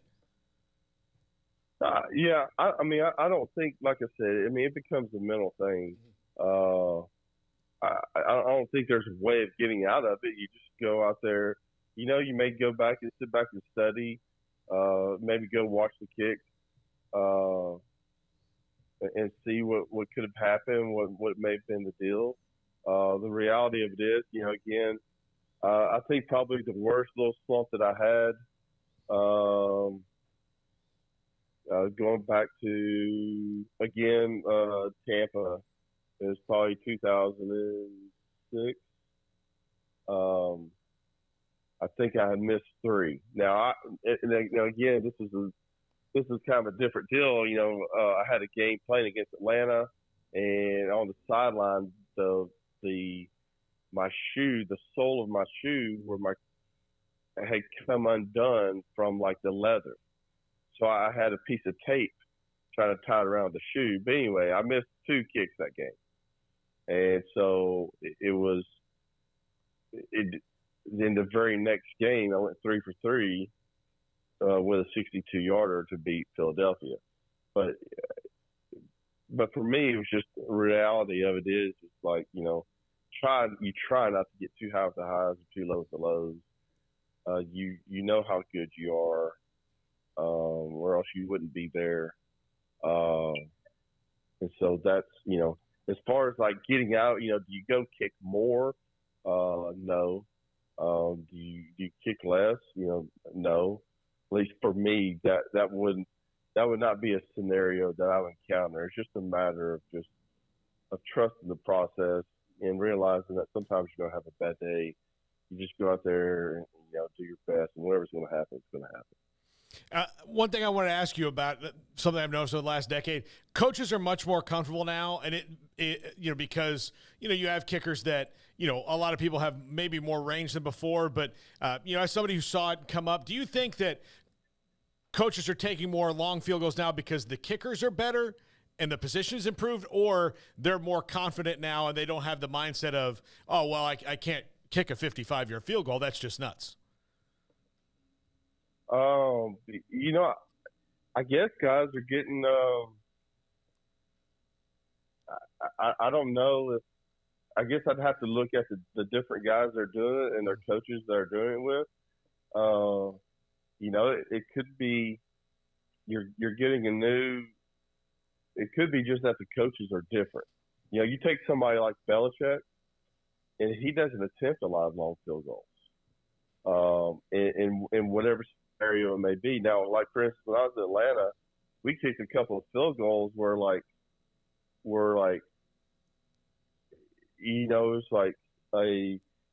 we were maybe up by like one game. We were up by, I think, 4 points, and there was a little bit over a minute left. Or no, we were only up by 2 points. And so there was about a minute and a half or a minute 50 seconds left in the game. And we went out and kicked a 57-yard field goal instead of punting it and pinning them deep and making them drive the long field. Now, if I miss that kick, they're already at midfield. They ain't have to go too far to kick a field goal and win it.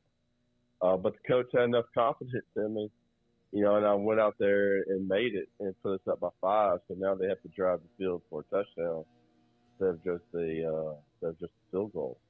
Now, I would venture to say you probably didn't see a lot of your older, more experienced coaches doing that. But maybe these newer coaches, younger coaches, have a different type of mentality. And also, too, these kids, these newer kickers, I mean, these guys got some big legs. It seems like, every year people are kicking it a lot further type deal that you see in pregame. So, I mean, it could be a combination of things. Matt, you and I are both in our 40s.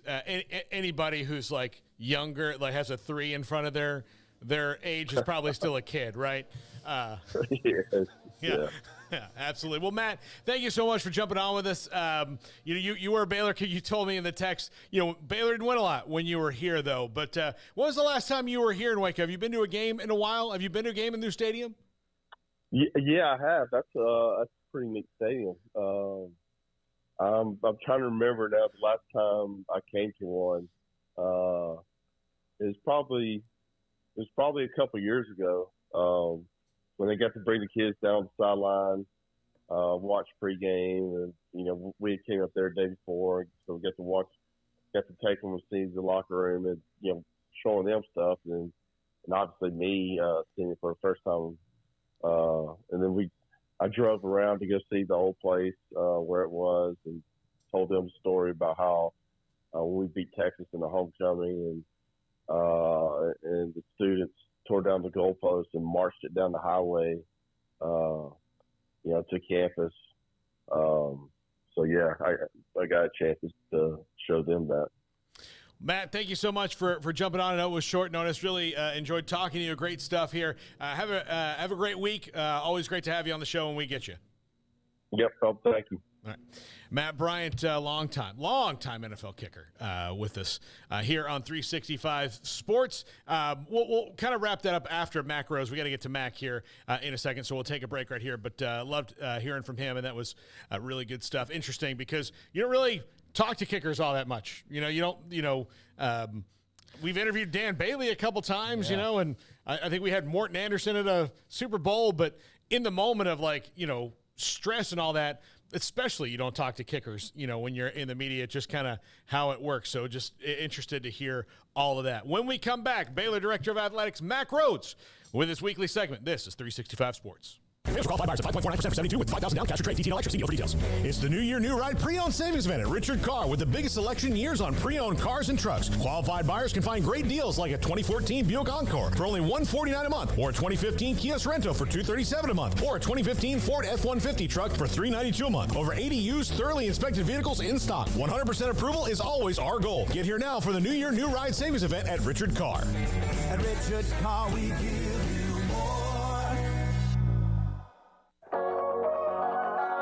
What are you waiting for? Next year's New Year's resolution to lose weight, get fit, start working out? 3, 2, 1, go to Waco Regional Tennis and Fitness.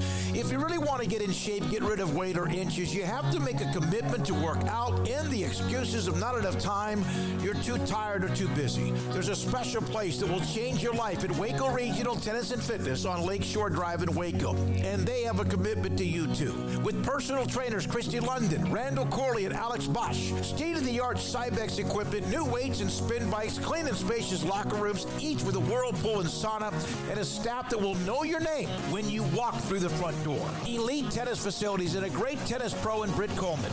Waco Regional Tennis and Fitness is a place you can call home, a place you can work out on your own or with 40-plus group exercise classes. It's time for you to get in shape, lose inches, get fit at Waco Regional Tennis and Fitness on Lake Shore Drive in Waco.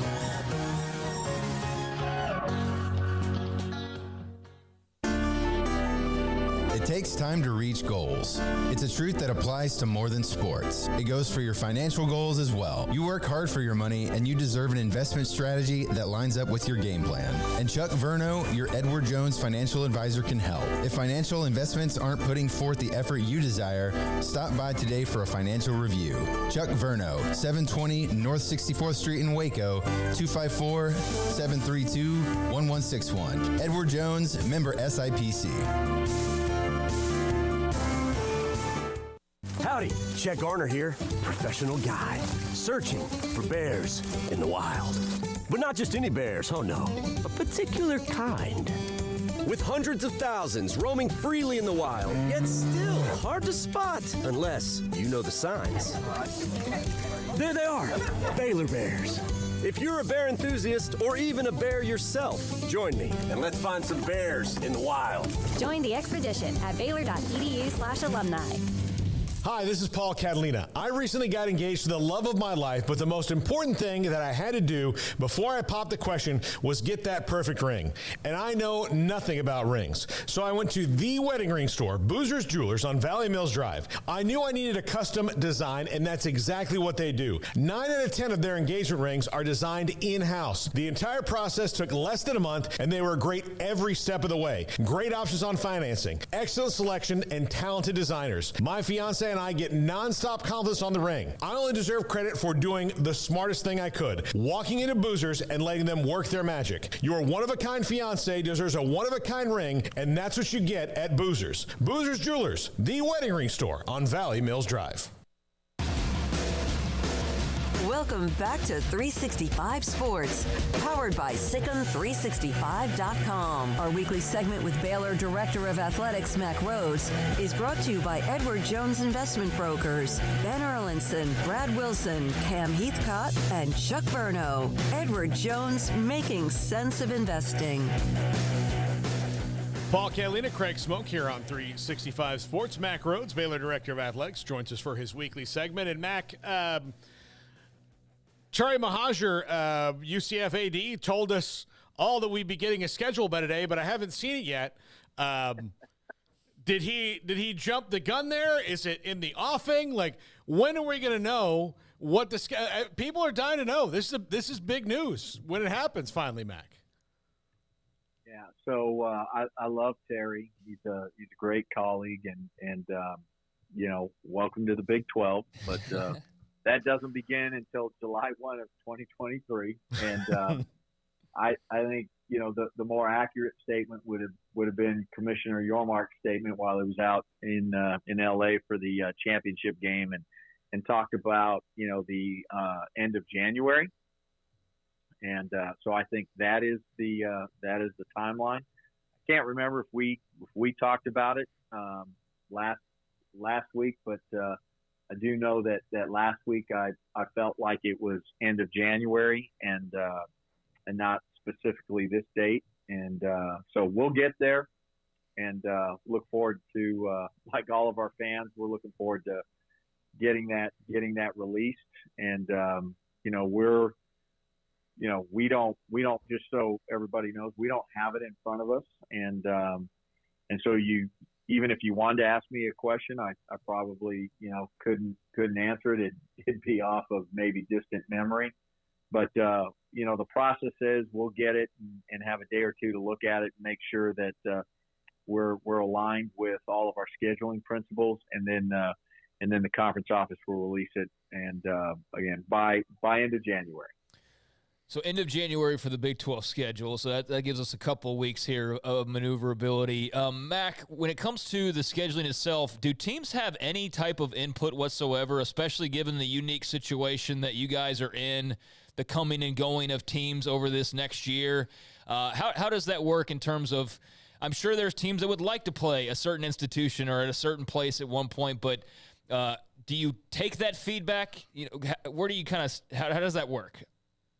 Yeah, Craig, it's a great question. And so, a while ago, and it's probably, been at least a year, there was a subcommittee that really looked at, the future of football scheduling and, one division, versus two divisions and, scheduling principles, et cetera. And so I was on that subcommittee, and, I think it, if memory serves me correctly, sometime in May or June, spring, summer meetings, we presented that to the entire group of ADs, and, we made the decision obviously on the one division, and, part of that was, what we think is going to happen with the CFP, et cetera, what some of the other conferences were doing.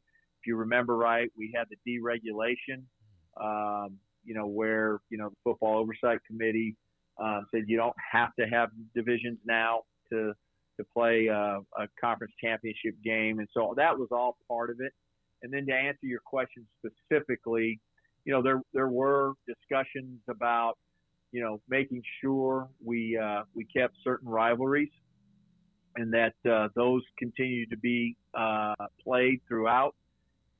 There were then, conversations on the scheduling principles, and that's where a lot of the input, as we presented them, the subcommittee, the larger group had an opportunity to weigh in, and so the feedback was mainly about, the rivalries and the principles. And so you take all of that and you formulate this a logarithm for the computer, and then it spits it out. And so we'll wait to get that and see what that looks like.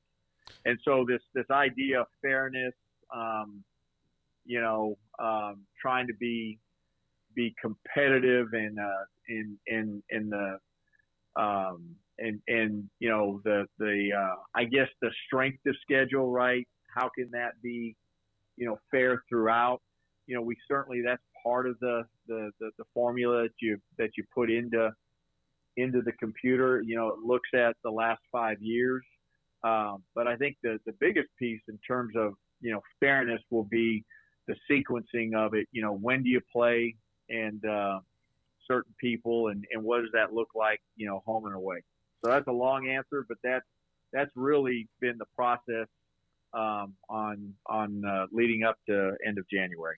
Do you get like a zonk or something if the machine spits something out and it's kind of made a schedule that's not, great? Can you say like, hey, can we take another pass at this because we don't want to be in, Morgantown and then in Provo 1 week, back-to-back weeks? It's going to happen, I know, but like if you had to navigate that, do you get any of those things, or does it just kind of you have to deal with it as it comes out?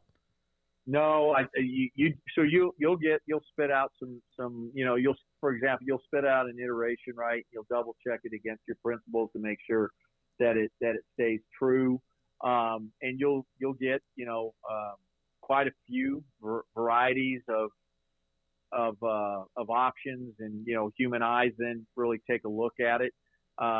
Believe it or not, there is a person in this space that has a computer formula that does this, has worked with certainly the Big Ten, has worked with other conferences, is working with our conference, and so there is a singular person that makes a living doing this, and it's been pretty effective, and we'll see what the final looks like. But there's principles like when you think about three of the members we added,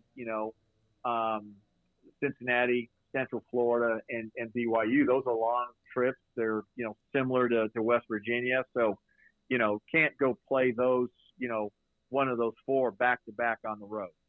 That shouldn't happen. And if for some reason the computer spits that out, well, we're putting an X on that one and starting again. So Mack, there seemed to be like kind of everything sort of coming to some finality as far as like football and just news and the coaching staff. But then Justin Johnson last week accepts the job at Texas Tech. And then today you guys turn around and announce the hire of A.J. Stewart as assistant head coach and running backs coach, as well as Tyler Hancock as the special teams coordinator. Can you just kind of take us into that process of the last week and trying to finalize this coaching staff and now reaching a point today where hopefully there's not, much more upheaval? Yeah. So, I think, right after Juice, decided that, it was an opportunity in terms of professional growth and everything that he couldn't pass down. And we talked about it last time we were on, but I think we acted pretty quickly. Coach Aranda knew of AJ, and same with some of our other staff. We quite frankly, candidly, we had to act pretty quickly. And so even though the announcement is today, it's somebody that we targeted, last week, maybe within 24 hours of the announcement of Juice leaving. AJ is a highly regarded coach, and he had other opportunities other than just ours, other Power 5 opportunities, and so we were navigating that as well, and we're grateful that he and Virginia decided that they wanted to make Waco their home and be part of Baylor. So again, that happened, fairly quickly, and I think we're excited. He's a great addition. Has spent most of his career recruiting within the state of Texas. And so, and I think he does a great job, in practice, on field.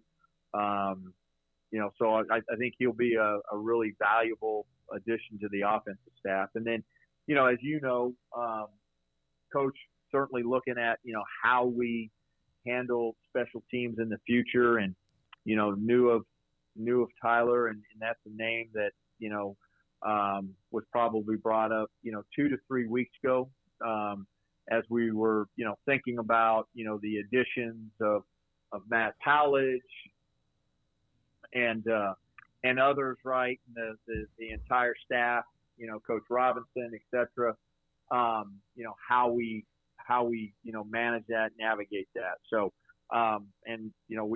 we think Tyler is a great addition, obviously coming to us from Charlotte, but has spent some time in the Big 12 as well at West Virginia. Mack, how much of a relief was the win over West Virginia for the men's team, and then to see them turn around and do what they did, literally shooting the lights out at home on Saturday? Yeah, I'm not going to lie. It was a pretty big relief, at West Virginia. And that was a game, as you all know, pretty close, and, could have gone either way. And,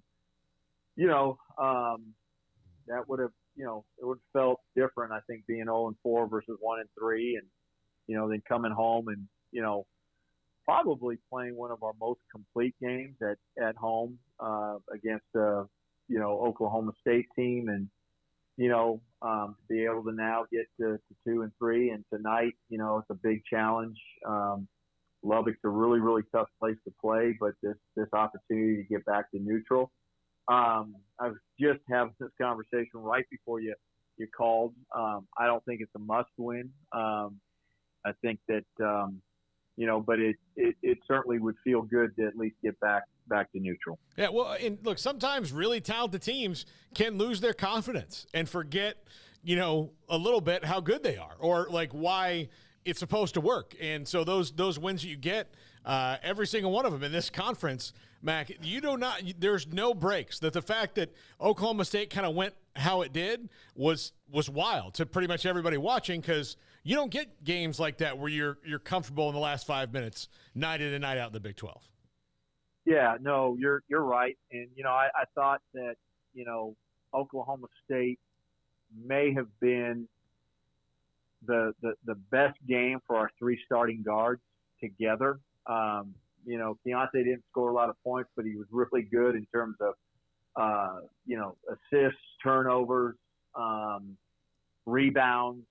LJ was able to score the ball, Adam. So I thought those three, played really well together, and maybe the best when you look at the culmination of the three.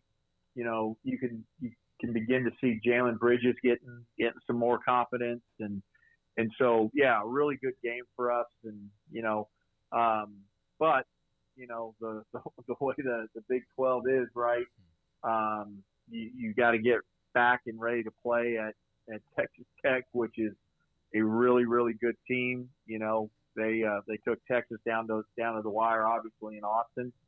So it will be a formidable task for us tonight. Mack, it seems like the last couple of weeks, last week the women were up, the men were down. This week the men are up, the women are down after a couple of losses. I know it was tough for Nikki Collin and company, but your thoughts? They were riding pretty high, it felt like, but now obviously a stat you don't want to see, which is them falling out of the top 25. Just where's your head at as far as women's basketball and what they're facing right now? Yeah, my head's probably, like them, frustrated.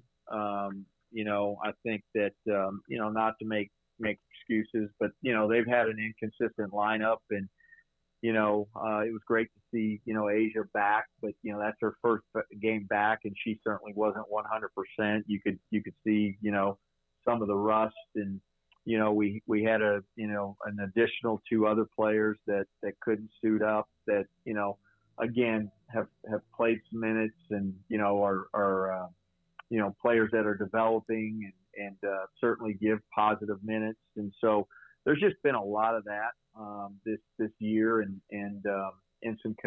some inconsistency, I think, because of that. And so I know that, Nikki's frustrated, the staff's frustrated. I think our student athletes are frustrated. And so, Craig, this is where you got to double down and really, not be focused necessarily on the results, but be focused on the process and make sure that your process is right and that you've got confidence in it and that you double down on it. And, Nikki is a unbelievable coach. And I think that's, where they're at, just making sure that, hey, the process is right. And if it is, everything else will take care of itself. So there's a lot of games left to be played. And, I'm certainly at peace with women's basketball and, to not be ranked in the top 25, that absolutely is not our standard. And, anybody over in the Farrell Center would tell you exactly that. But,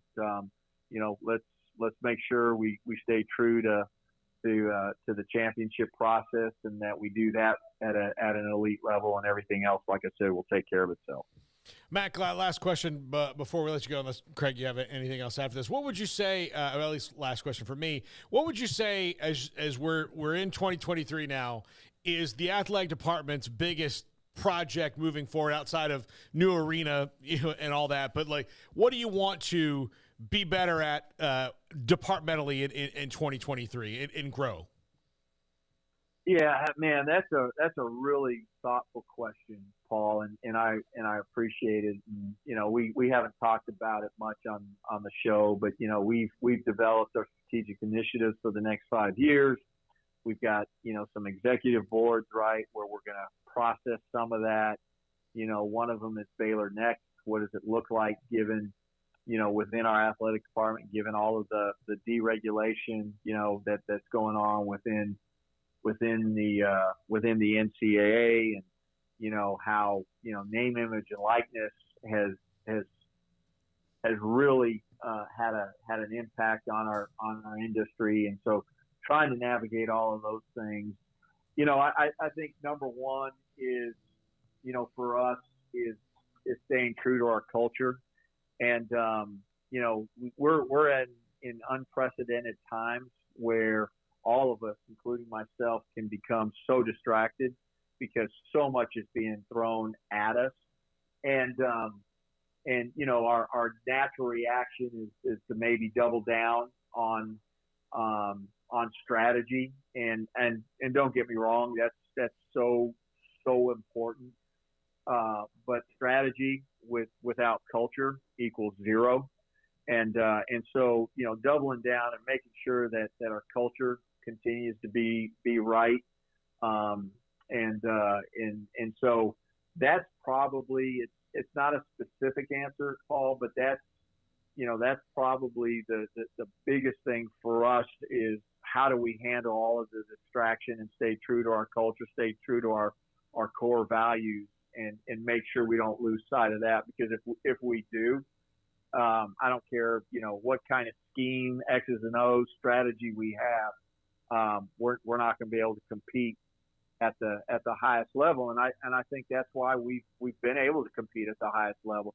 We don't have the best resource. Now we have really great resources, but we know where our budget is versus some of the others, et cetera. And we found a way to compete, and strategy's been a part of it, but culture's been the biggest part of it. Mack, thank you so much. Always great to talk to you. We'll talk to you again next week. All right. Thank you both. Thank you. Mack Rhodes, Baylor Director of Athletics, with us. Said, yeah, there's a lot going on. Look, Dave, and the things you think about an athletic department has to deal with now, it's like it feels like twice as much as they used to. And then you have to deal with, you got to put on good games, and you got to have good game experience. And when when people complain or want new things, you have to address those things and move all that around in addition to, winning and all that other stuff. It's, then throw the outside world on it now that is much bigger than it ever was. Paul, nobody cares. They want their Big 12 schedule. I tweeted out what he said. End of January, that's the timeline. That's what he said, right? End of January, that's the timeline. Now, we got 2 weeks then. You can put that in anywhere in those 2 weeks that you want, but we got actually, about 2 weeks. So, I would tend to lean based off what he said towards the end of the month, right? Truly the end of January. But no, I say that because you're right. There's a lot of plates in the air, and it seems like every few months something else changes, for better or worse. But yeah, I mean, there's all the initial, obstacles or just challenges that you have in that spot. But, these last few years, that's like, it's piled up. I mean, it's like the big stack of papers on your desk. It just keeps getting higher and higher and higher. But yeah, I tweeted out the one comment of end of January, that is a timeline. And immediately somebody's like, at Big 12, get your blank and blank together. Like, I mean, people want this schedule and they want it now. And it doesn't sound like we're going to get it. Well, certainly not today, but sometime in the next 2 weeks. We can basically guarantee that is sometime in the next 2 weeks. But end of January, that's what Mack Rhodes said. That's the timeline. But clearly, people want this thing out there, and we're all dying to know what to expect for our various teams out there. Maybe Terry Mohajir picked this day because technically, like afternoon today, there's less January than there was before it. Maybe.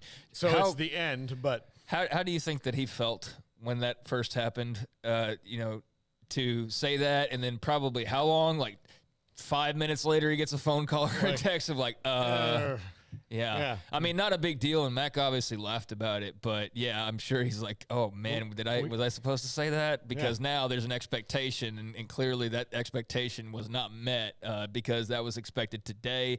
It's past 5. It's about to be past 5 o'clock Central, and it's clearly not dropping today. But yeah, I'm sure that was a moment of just like, what did I do here? Not a big deal in the long run, but don't tell that to Big 12 fans because they do want their schedule right now. We forgot to mention Ren Baker. Darn it. Well, there's always next time. There's always next time. That will make yourself a note. Yeah, I will do that. When we come back, Craig Smoak's Off the Radar. This is 365 Sports. Kick off 2023 with a bang at the Start Something New sales event. Start your year off with incredible savings like 2.9% for 72 months on 2022 Ram 1500 crew cabs on all trim levels. Lone Stars, Laramies, and top-of-the-line Longhorn and Longhorn Limited, or get values up to $3,750 on a Ram 1500 Lone Star crew cab, plus 4.9% for 72 months. Pick from the best selection of Ram trucks in Central Texas at Allen Samuels in Waco. TFNB Your Bank for Life is the official local bank of Baylor Athletics.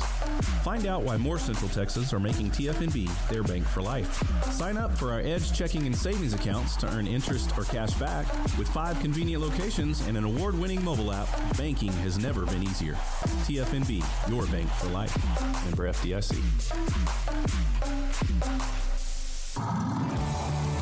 Waco Custom Marketplace is your hometown grocery store with a full-service butcher shop and bakery. Hi, this is David Smoak. The butcher shop can take your customized orders for seafood, pork, and poultry, and custom cut your favorite steaks from bacon-wrapped fillets to T-bone to bone-in ribeyes. Cut specifically the way you want. They have Norwegian salmon fillets, catfish fillets, sliced ham or turkey and lunch meat, variety of cheese available, and several options of sausage links. Fresh chicken breast or whole chickens, sliced bacon, pork chops, ground beef, marinated beef, and chicken fajitas, and always large briskets available, plus fresh vegetables. So the great product, customer service, and family tradition of the Bauer family continues at Waco Custom Marketplace, open Monday through Saturday. A full-service butcher shop and bakery available. Waco Custom Marketplace, 425 Lake Air Drive in Waco, or WacoCustomMarketplace.com. At Ideal MRI, we feel blessed to be part of the Waco community. We're a small family business here in Central Texas. At times like this, the cost of healthcare has never been more important. And unfortunately, significant illnesses and injuries still occur. And that's why Ideal MRI is open and here to serve you through this difficult time. So if you need an MRI, ask your doctor about Ideal MRI. You can schedule online in minutes at idealmri.com or call 833-IDEAL-MRI.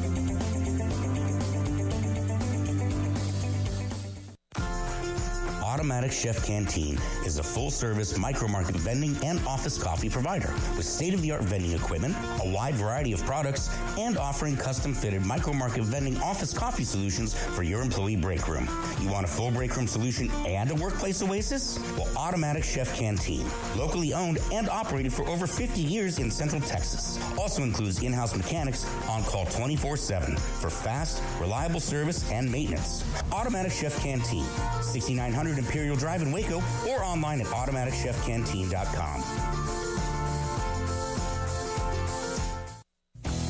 Three Nations Brewing Company has 16 different beers on draft with a new beer every Friday. It also offers 2 air-conditioned tap rooms, a large indoor beer hall, a second-floor mezzanine offering a great overview of the brewing company and equipment and patio where you can relax under the shade. Plus, you can now experience the new Three Nations Beer Garden Grill on our shaded patio. Grab a cold beer and enjoy a bite from our freshly prepared and delicious menu. Street tacos, quesadillas, freshly cooked burgers and dogs, and veggie burgers too. Nachos and so much more, all prepared and cooked on site. So come visit the award-winning Three Nations Brewing Company on East Vandergrift off I-35 in Carrollton.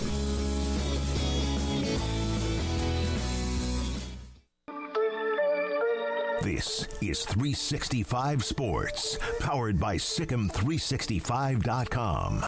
It's time for Craig Smoak's Off the Radar. Brought to you by Pickup Outfitters. Since 1997, we've been outfitting trucks, SUVs, and vans at 220 Lake Air Drive or createacommotion.com. All right, welcome into 365 Sports. Welcome back, welcome in, what have you, whatever applies. This is Off the Radar. It's a segment on Tuesdays and Thursdays at around 4:45. Just take a look at some storylines that are outside our normal scope of college football. Sometimes there will still be some college football crossover, like during the season when there's the TV ratings to discuss and things like that. But today, I think there is one college athletic story that's not so great. The Alabama basketball player who was arrested the other day on murder charges. You might have seen that story. Darius Miles and another man were charged with capital murder at the end of the weekend in connection with a Sunday morning shooting that happened near campus, killing a 23-year-old woman. He was booked into Tuscaloosa County, and you saw some video that, showed him getting escorted into the police car, and he was, yelling, I love you, kind of message to somebody who couldn't be seen in the parking lot. I would assume your girlfriend or family member, what have you. But there's some more details that are coming out on this story. And when it comes to Darius Miles, what's very strange is that he was dismissed from Alabama. It was like they clearly had caught wind, but he had not been full on playing. He was dealing with some stuff according, to the coaches, and wasn't taking part on Saturday. But then this was just kind of out of nowhere. But now we're learning that apparently he provided the gun that was used in the shooting. He did not actually pull the trigger. That, according to reports in the shooting that killed 23-year-old Jamia Harris. Affidavit via the Tuscaloosa Violent Crimes Unit, Brandon Culpepper, said that Miles admitted to providing the gun to the alleged shooter, Michael Lynn Davis, and that Davis struck Harris with a single fatal gunshot as she sat in the passenger seat of a car. Darius Miles admitted to providing Michael Davis with the handgun immediately prior to the shooting.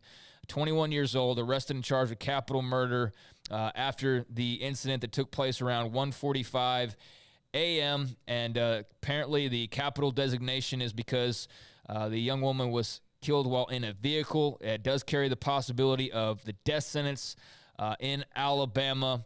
And he had, stated, and they investigated and said that, Miles was not the shooter, but witnesses had also identified Davis as the man who had pulled the trigger, and there's also surveillance footage. But I don't know if you saw this when it dropped. Just an awful story.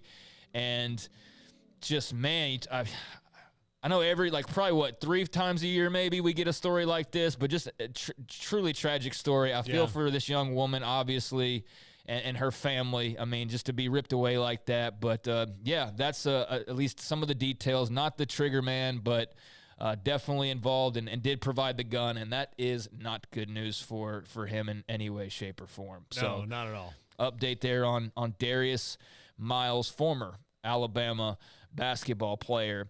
All right, elsewhere, just saw this come down a little while ago that LIV Golf is apparently close to unveiling a TV deal with the CW. They'll be I had to double check that, man, because I'm telling you, I was like, huh?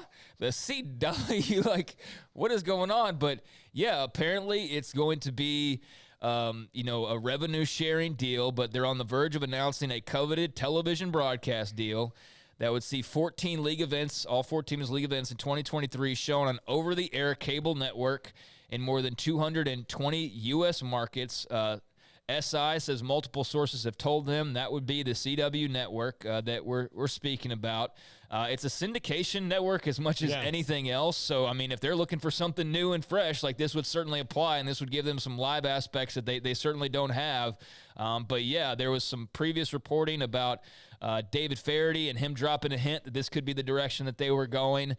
No confirmation whatsoever. An announcement is supposed to be coming soon, although, like, the Big 12 schedule, like, I won't even detail it as close as being the end of January. No idea when that's supposed to come out, but the season does start on February 24th in Mexico at a resort near Cancun, and they haven't even announced their full-blown schedule or the lineup or the league or any of those details as of yet, even though the season starts here in about 5 weeks from now. But LIV Golf and the CW, that's not a pairing you ever could have predicted, huh? No. It'll at least be the second most entertaining you can see, at least locally here on the CW. And the most entertaining thing would be Sports Tonight every night at 10:30 on the local CW here in Waco. But the CW as a company, as a network, was recently just sold essentially for $0. The company who bought them, who right now escapes me, like one of these large media conglomerates, essentially assumed all their debt and bought them away from Warner Brothers, Discovery, that whole thing. So when the, HBO Max, Discovery merger, Time Warner, all that happened, then you start selling off parts. One of those parts was the CW. So the CW got sold off. So I'm not surprised to see them doing some different things now. I mean, I think they had the Critics' Choice Awards on it the other day. I saw I saw some tweets about that. Like I saw, I'd see that, and then when I would watch, I guess it was Brendan Fraser won something, and so I was watching his acceptance speech because I've always liked Brendan Fraser. And my cousin was obsessed with the movie School Ties. Really, that's a really good movie. It's Matt Damon, young Matt Damon's in that. Young Cole Hauser from Yellowstone. Yeah, Yellowstone. Young Cole Hauser is in there. Yeah, young Rip is in that movie. School Ties, but. But I just saw the bug in the corner of the CW, and I thought, well, that's kind of a different thing. Usually it's a show about a superhero or a vampire or something on the CW. So they've got it. I mean, look, and their programming strategy wasn't working for all parties, so not surprised to see them add some sports there. And look, the major networks that have PGA deals are not going to do deals with LIV because it's going to make the PGA mad. So, and then the other thing is that they also have to deal with the backlash of what LIV is and where the money comes from. And so the major networks aren't going to do a deal with LIV right now. So the CW is probably their best option to be on actual over-the-air TV. Yeah, very close at last word. That was also according to the Hollywood Reporter, who also echoed that it's the CW. They're owned by Nexstar. Nexstar, which is, I'm sure, what you were... And that's the name that came to mind for me, too. I don't know why I know that, but, yeah, it's Nexstar. And then WB, Discovery, and Paramount also have, smaller stakes in the CW. But no specific details, really, at this point, other than, according to Sports Illustrated, the initial deal would be a revenue-sharing arrangement without a rights fee being paid. But for LIV Golf, and this is now opinion, but that's a better outcome than, paying Fox Sports to basically, play them. So they're not going to get that big chunk that you always hear about with the NFL. They're getting paid this. They're not going to get that, but it's better than, I guess, losing money by having to pay somebody to air your broadcasts. Well, yeah. I mean, but when you, look, not the tragedies of Saudi Arabia and their government notwithstanding, when you sit on a big pile of money. Yeah, that they don't like. That's not the issue. They don't know the end of it. Like they're like, okay, how do we get us on TV? This is the deal we'll make. And then their goal is to see it through to the other side where America stops caring about who the money is and they're the popular thing. That's the goal. I don't know if that's ever going to happen, but that's the goal. So if they feel that they can spend their way through it, they certainly have enough money to do so. Yep, so this is off the radar. So we already got like TV LIV Golf with you. You got a true crime that I'm not making light of. I hate to have to even have updated that Alabama story, but there was new information there, at least as far as the details go, although it doesn't change the outcome in any way, shape, or form. And it's been a little while since I've had some UFC in here as well. I do have a couple of NFL news and notes, though, to close this thing out. But over the weekend, it was announced by Dana White, or reported that Francis Ngannou, the reigning UFC heavyweight champion, was no longer with the promotion. Dana White did talk about that at length, said that they offered Ngannou a deal that would have made him the highest paid heavyweight in the history of the company. He would have been making more money than Brock Lesnar made when he was back in the UFC years back, more than anybody. And according to White, Ngannou turned the deal down. He said, we get to this point where I've told you guys before, if you don't want to be here, you don't have to be here. I thought this was interesting, though, and this is definitely, like, Dana's known for throwing shots and stuff, but I do wonder about this from a fighter's perspective. He said, I think Francis is in a place right now where he doesn't want to take a lot of risk. He feels he's in a good position where he could fight lesser opponents and make more money, so we're going to let him do that. We're going to release him from his contract. We're giving up our rights to match offers, and he can go wherever he wants and do whatever he wants. That's where we're at. They had been talking to him for about 2 years.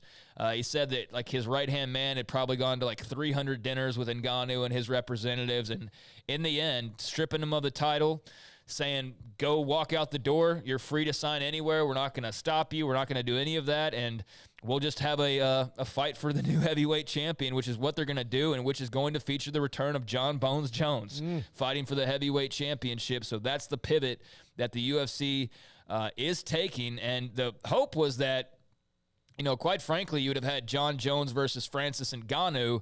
That would have been the dream. Unfortunately, because of the Ngannou contract situation, that will not happen. And so now it's, Jon Jones coming back and fighting for the title, and that'll still be big money. He'll be taking on Cyril Gane at UFC 270. It's UFC 270 when Ngannou beats Cyril Gane. So Cyril Gane will now fight the returning Jon Jones. That winner will be crowned the new heavyweight champion. It's hard to keep track of belts in the UFC, man, over the last couple of years. So many interims, so many different divisions. And I know the hardcores probably just rattle it off like it's, basic colors, but when you don't follow it as closely, it does get a bit confusing, although the heavyweight's pretty easy to sort out. A shame, though, we're going to get robbed of seeing the opportunity to see Francis Ngannou versus Jon Bones Jones. Ngannou said that he was offered somewhere around $8 million, which is about what Brock Lesnar reportedly had made years and years back at UFC 200. But he pointed out that it was actually a list of non-monetary demands that were not going to be met that soured him on the deal. He said, I asked for a lot of things, which doesn't mean I was expecting them. I was expecting at least one or two. He asked for right of a sponsorship. They did not allow that. He said he couldn't have specific sponsorships. He asked for health insurance. Couldn't have that. He asked for a fighter advocate, somebody who would be advocating for the fighters in like board meetings or what have you. They didn't want to do that. And so he just didn't get what he wanted, and money wasn't the only issue. And so Francis Ngannou is probably going to go, fight Jake Paul or something like that in the near future. I don't know. The Paul brothers aren't that stupid. They wouldn't fight Francis Ngannou. No. They're not that dumb. No, they have to wait till he's like 52 years old. Yeah, for sure. Of course, then they would be too. But because he's not exactly he's young. He's a young guy. Yeah, So Jones versus Gane, UFC 285. That's where you will see the fight for the heavyweight title and a big return for Jon Jones, who hopefully he's able to stick around this time and keep himself out of trouble. We'll be at Radio Row in a couple weeks. I remember when we had Bones Jones on, right? And he had and we had like a controversial fight, and you asked him about it. Yeah. And he's like, what did you think happened? And Craig's like, well, I thought you won. Yeah, I didn't say that because I was being out either. I said that because I thought he actually won the fight. Yeah. But and it was, but like it was the right answer either way. But I'm curious to see if the UFC comes out to Phoenix in force as they have in the past, or if Dana White maybe dials back some of that, because no matter what happens, the attention is on him. He's had a lot of negative press lately. This is not good for them. Like, no matter what you say, Ngannou's going to come out smelling like a rose because of what he's saying. He wanted health insurance. Well, then I can give him health insurance. Well, all right. I mean, he can afford. If you give him $8 million, he can afford most things that happens to him. And I get that that's where their business decision is. But when you get into the combative arts or things like professional wrestling and all of that, like the dirty underbelly of it is you are taking this risk on your own. You're an independent contractor. Yeah, you're an independent contractor. So no matter what you do to your body, that's on you. Hopefully you save your money or you make enough that it's not a big deal. But those things, the other professional athletes have great insurance especially when they're athletes. Now, ex-NFL players had to fight for better insurance for a long, long time. They finally got some improvements there, and I think most of them feel it still could be better given the extent of the injuries and how things were treated, especially in the 70s and so in the NFL in the early 80s before they really started to take investment in that thing. So yeah, I get it. It's going to be a hot-button issue for sports for a long time. And Dana White's not going to come out looking good. I mean, it's this champion. It's a guy who was asking for, an advocate for the fighters in the room and said, nope, no fighters, only businessmen. Health insurance. Yeah, health insurance. He wasn't asking for the moon. It was stuff that, for the people who are all about the bottom line and not about maybe the human cost of it all, that's a non-starter. Well, as you said, UFC's dealing with a lot.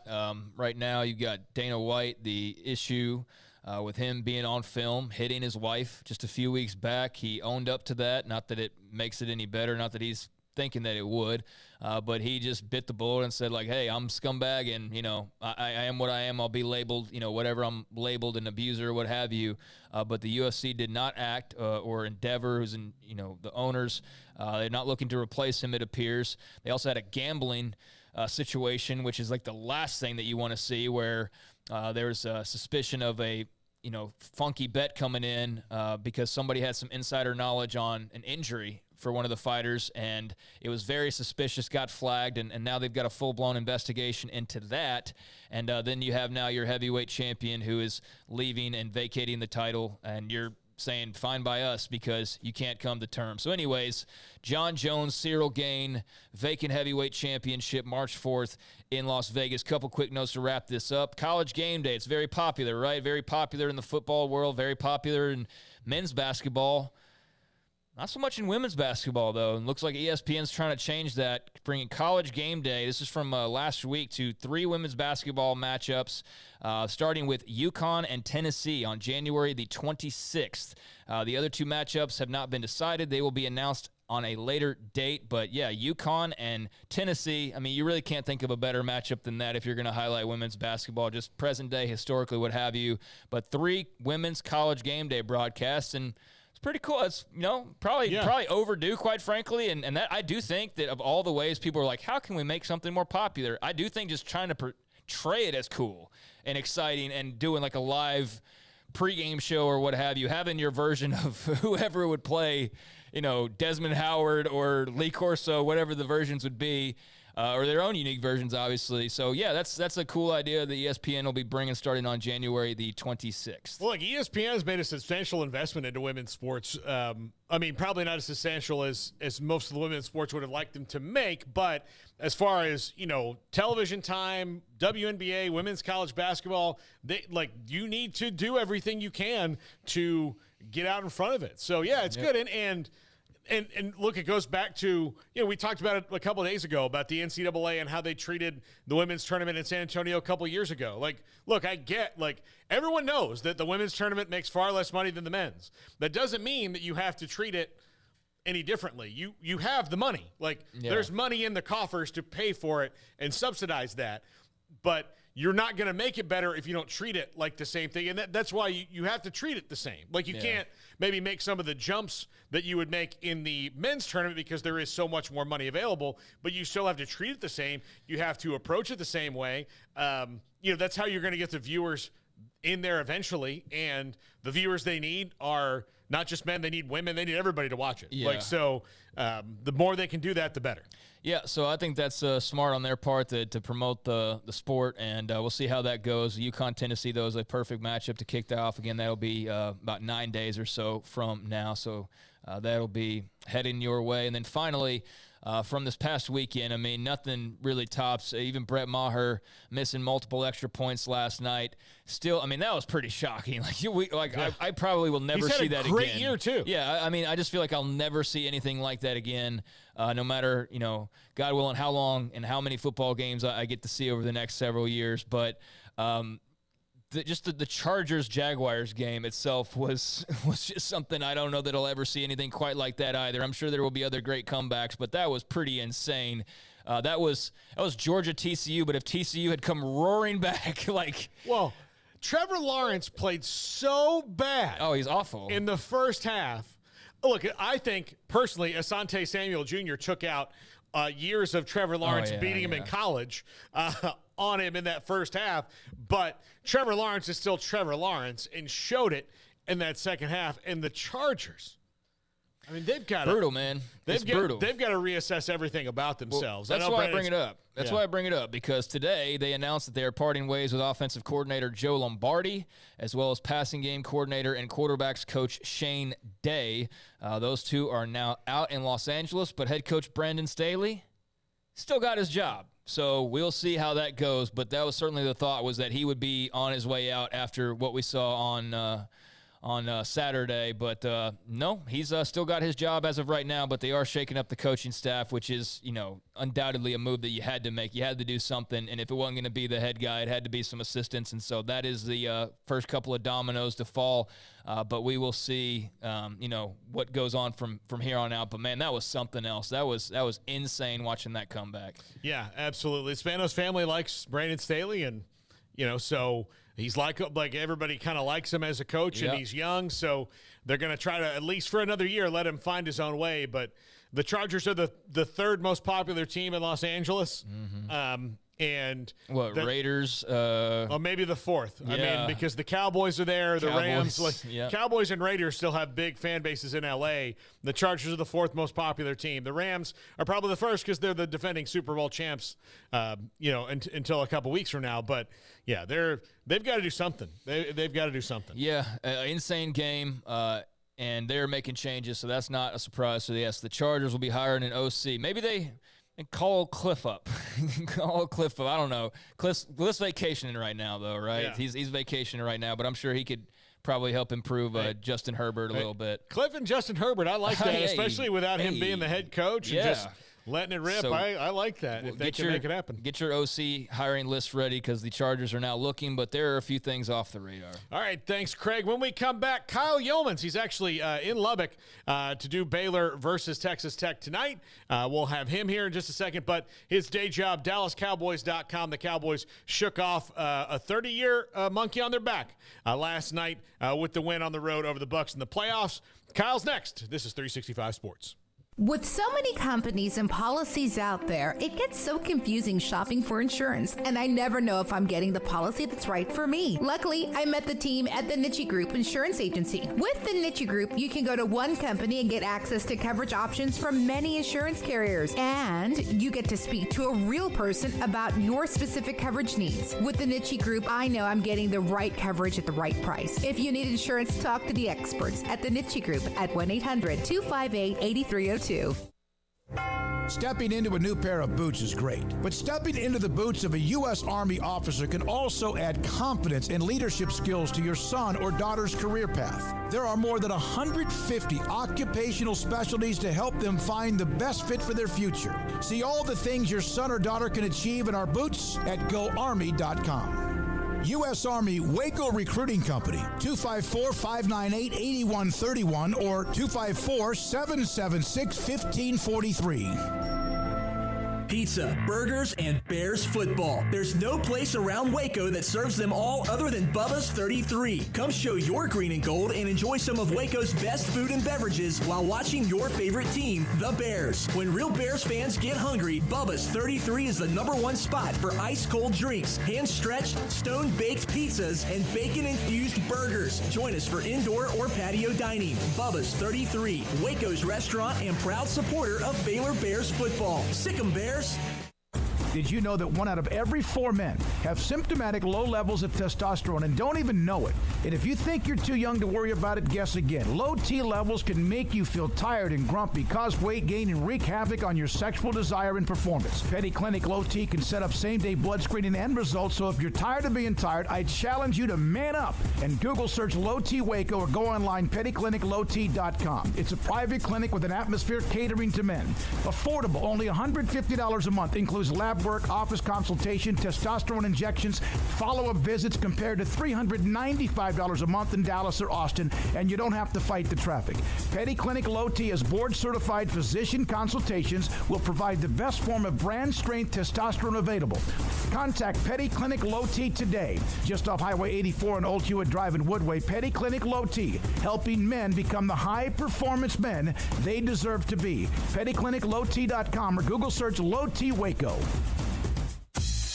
Baylor Scott and White Southwest Sports Medicine and Orthopedics, the team physicians for Baylor Athletics, diagnosing and treating all sports-related injuries, including concussions. These specialists also provide orthopedic services for athletes and non-athletes alike, whether it's knee or shoulder pain, hand or wrist injury, orthopedic spine care, and even an arthritis and total joint clinic. Trust the doctors Baylor Athletics trusts. Baylor Scott and White Southwest Sports Medicine and Orthopedics wants to get you back in the game.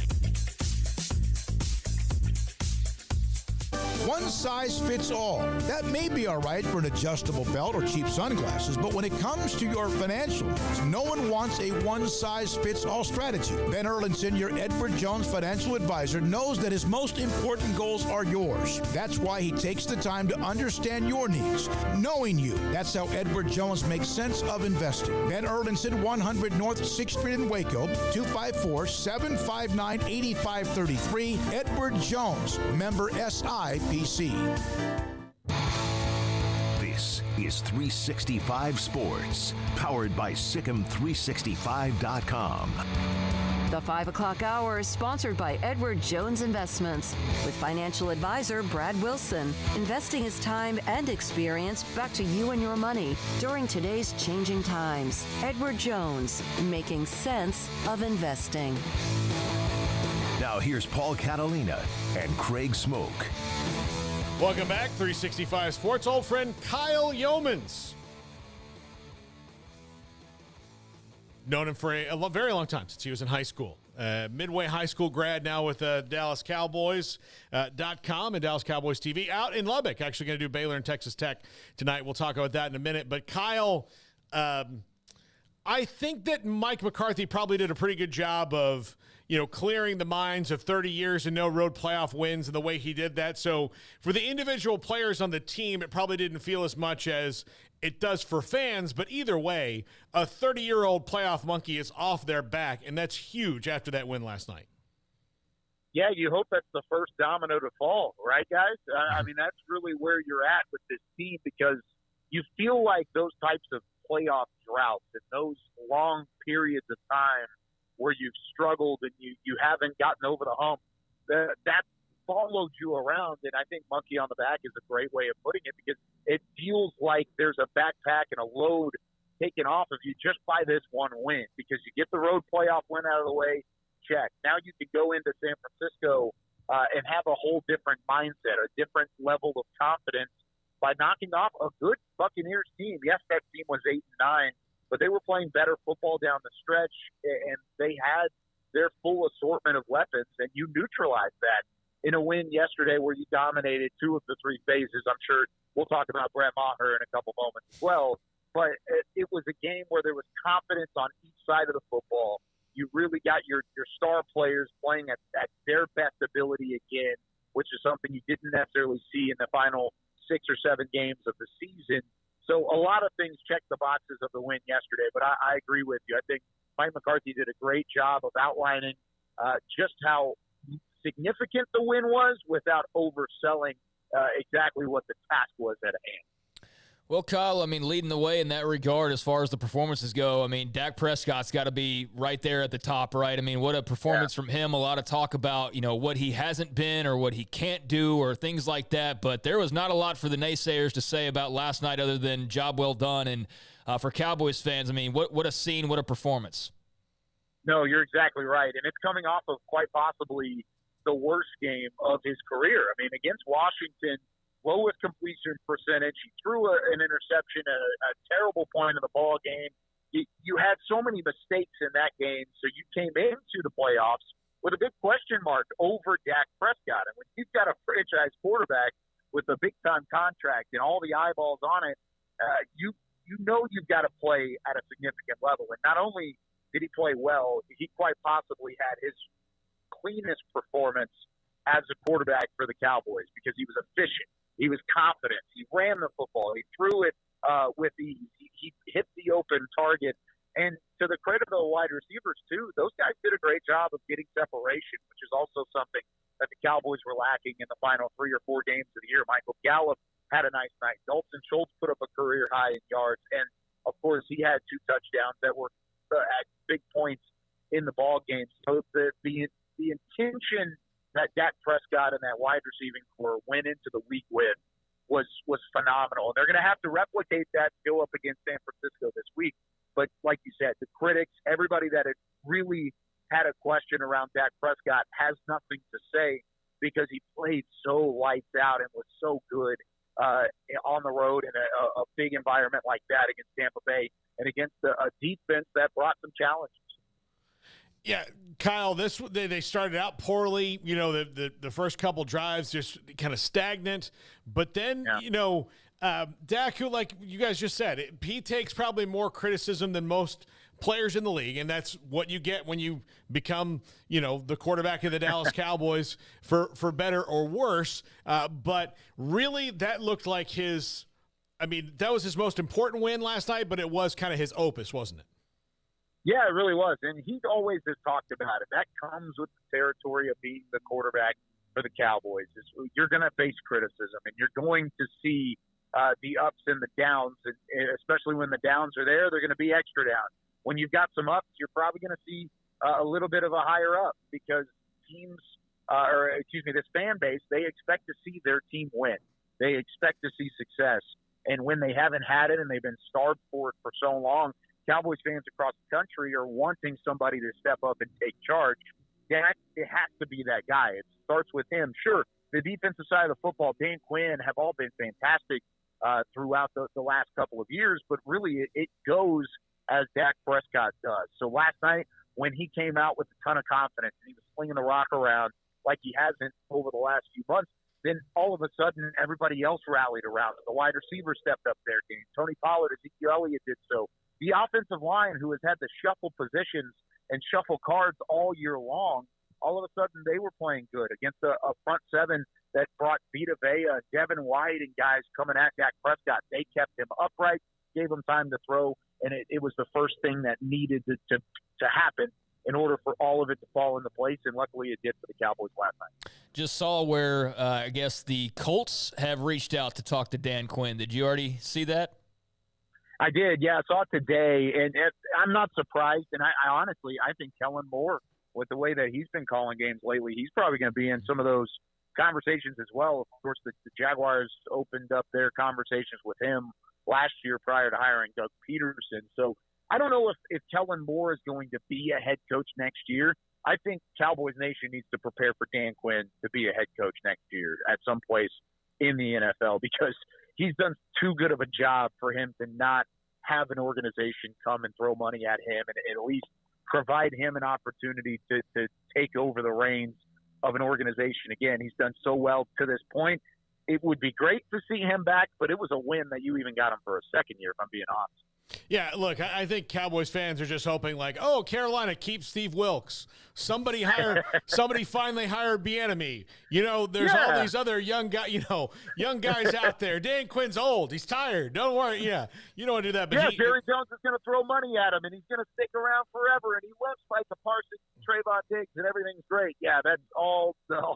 I feel like it's a pipe dream at this point, really. Yeah, and can't get too attached to the coordinators. I mean, that's the rule. So, Kyle, as they move ahead next week with San Francisco, we saw last year that was a bad matchup from the start. Anyway, it was a tough matchup for the Cowboys. They did not have the best game plan going to that one either, and it seems like that game really kind of thrust them into looking at things differently on both sides of the ball all year long. But this is going to be tough because the best defense, doesn't matter who plays quarterback, the way that they run the ball, the Cowboys don't really stop the run all that well. Christian McCaffrey, Deebo Samuel, all that. Niners are as healthy as they've been outside of the quarterback, and Brock Purdy's been playing great. Yeah, I think it's a tough matchup right there with what you saw last year. But I will say, and something that I think is a glimmer of hope in this is for two reasons. One, this is a different mindset. This team has approached the playoffs and has approached the postseason from a completely different mindset than they did last year. Last year, it was, wow, we've got all the talent and we're healthy and we've got all the tools to make a run. This is great. I'm excited to be here. This year is we're not settling for anything.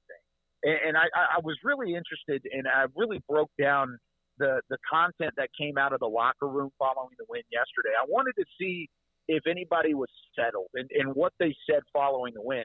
Nobody was. Nobody was okay with, all right, we took down Tom Brady. This is all fine and dandy. I think there's an added chip on the shoulder of this Cowboys franchise, and I think it starts at the top with Mike McCarthy and a heck of a job that he's done to prepare his team. Because you mentioned it, not a great game plan last year, not a great start. They got embarrassed and out-swaggered, really, at AT&T Stadium to start that football game. I don't think that happens this week. I think they go into San Francisco with revenge on the mind, with an opportunity to strike while the iron is hot and maybe get up early. But with that being said, they bring so many weapons, and there are so many guys on that team. Deebo Samuel, Christian McCaffrey, their offensive and defensive line are phenomenal. It's going to be a tough matchup and a slugfest from beginning to end. The second glimmer of hope I think Cowboys fans can have is this defense may be the best that Brock Purdy has seen. And they struggled against the Seahawks defense in the first half before they finally found a rhythm. If you can get to the rookie quarterback early, if you can maybe shake him up with Trayvon Diggs, Micah Parsons, Dorrance Armstrong, Leighton Vander Esch, then maybe by that chance you can maybe get out and build a bit of a lead. So that way, whenever things do get physical and it gets into that slugfest mentality into the third and fourth quarters, you already have a little bit of a cushion. There were a lot of bodies, dropping at times during that game last night. I saw earlier, Jason Peters, I guess, is that the worst for wear of all the guys who had issues last night? Is that the one that's kind of circled as this could be a problem moving forward?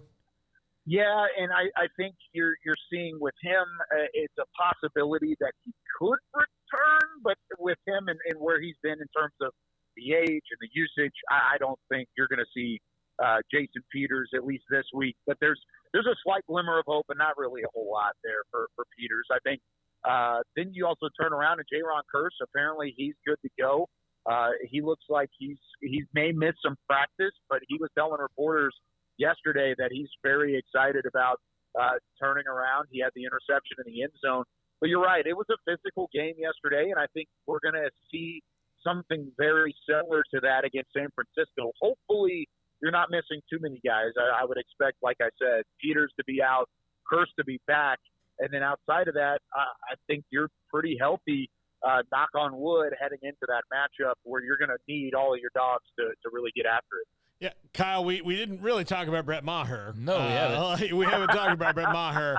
And look, if he had a season where he struggled, I mean, it's hard to go and get a kicker that look, the Cowboys even bringing Brett Maher in at the beginning of the year was a stretch. That was not the original plan to bring him back, given how it ended the last time he was there. But he's had a fantastic year. He's a really good year. He's been very reliable. that last night was so outside the norm. For anybody. We had Matt Bryant on the show at 4:00. Look, he was like, he's never heard of it. He's missed one in a game one time in his career. That was a long, long career. So, you can't, I don't know if it's a one-off. I mean, maybe that last one, but does that make the Cowboys nervous going forward that he might have the yips a little bit? Yeah, I don't think it's normal. I mean, even my inside sources were saying that he went into the locker room and he tried to kick the locker and then he missed. He was trying to kick the locker door, didn't get it. I think it was just an off night. And Dak actually put it well after the game yesterday when asked about the confidence level in Brett Maher, and he said that dude has been great all year. He's won the Cowboys games. You think back to the early parts of the season, he was almost automatic. And like you said, it feels like yesterday that we were at training camp and we were seeing the workouts that they were doing out in Oxnard just to find a guy who could put it in between the uprights. And Maher was the guy, and he continued to do that throughout the year.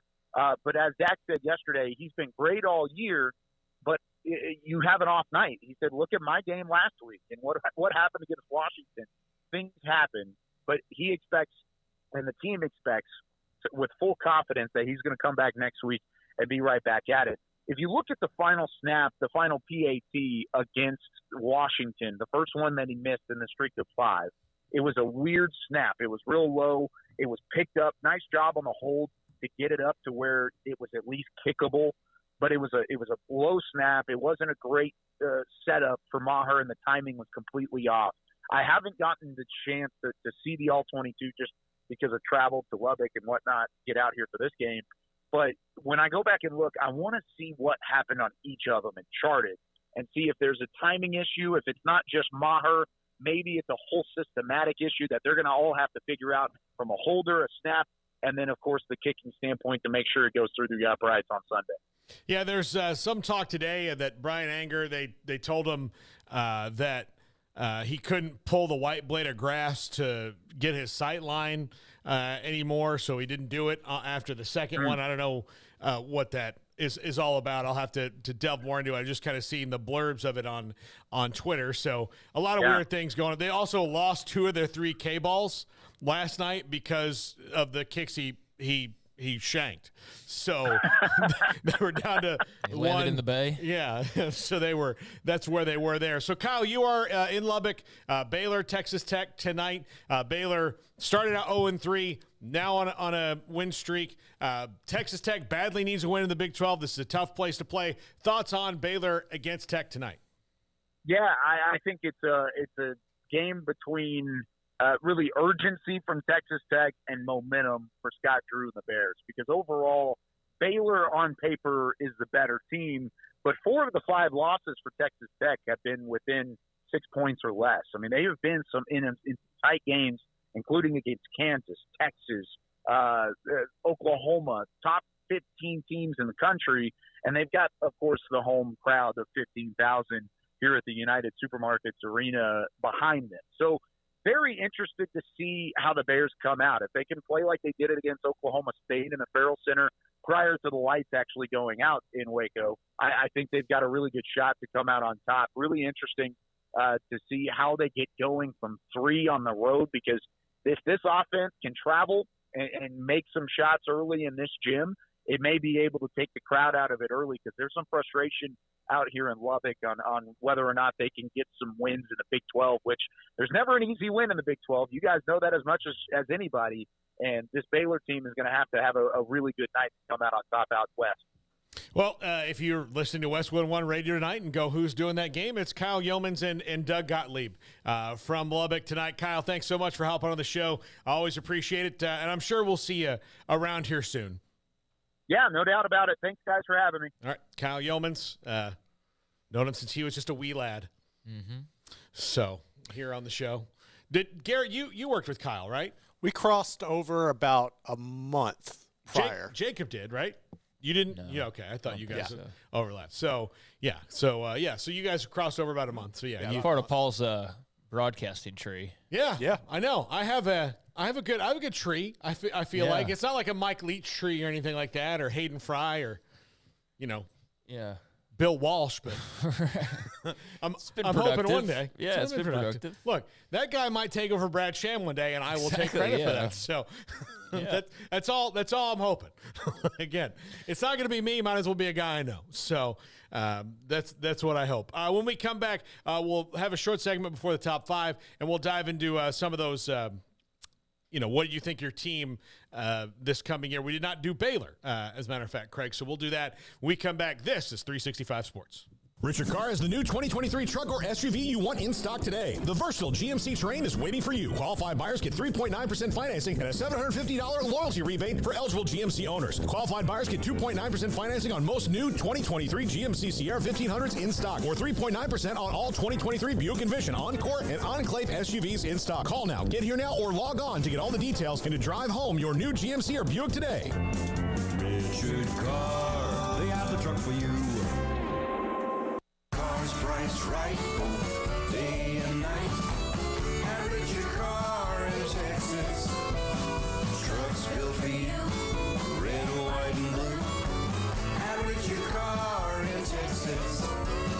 Cars that zoom with lots of room. At Richard Carr in Texas.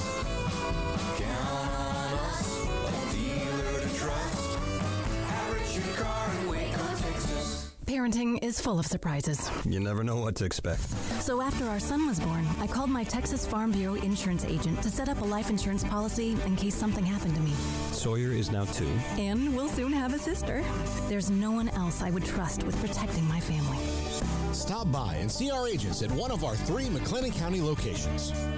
Coverage and discounts are subject to qualifications and policy terms and may vary by situation. Do you or your kids get nervous about going to the dentist? Stonewood Dental, Dr. Steve Childress, he can help. I've spent a career taking care of patients who as children had bad experiences, and now they're adults that hate going to the dentist. If I get a kid at 3 years old and they come every 6 months and it's a happy experience, it's normal for them. Now they have an accident at 6 or 7 or 8 at school. Now they have a broken tooth or a trauma, and they have to come here. They're used to lights, they're used to water in their mouth, they're used to experience, they already trust us. It's amazing what we can do with that kid without it being a negative thing.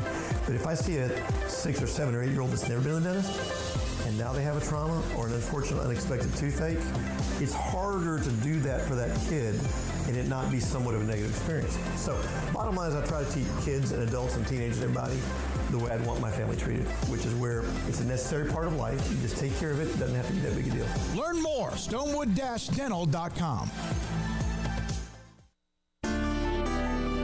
One size fits all. That may be all right for an adjustable belt or cheap sunglasses. But when it comes to your financial needs, no one wants a one-size-fits-all strategy. Cam Heathcott, your Edward Jones financial advisor, knows that his most important goals are yours. That's why we take the time to understand your needs. Knowing you, that's how Edward Jones makes sense of investing. Cam Heathcott in Conroe at 936-756-7717. Edward Jones, member SIPC.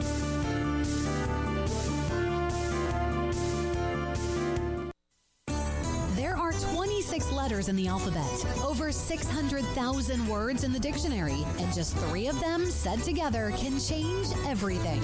Let's order pizza. Those 3 words lead to dough made from scratch and 3 fresh signature cheeses that blanket golden crust in a heavenly melt on Marco's Pizza that'll blow your mind. So visit Marcos.com to order and stop by Marco's Pizza in Belmead, China Spring, Woodway, and in Robinson. Marco's. Pizza lovers get it.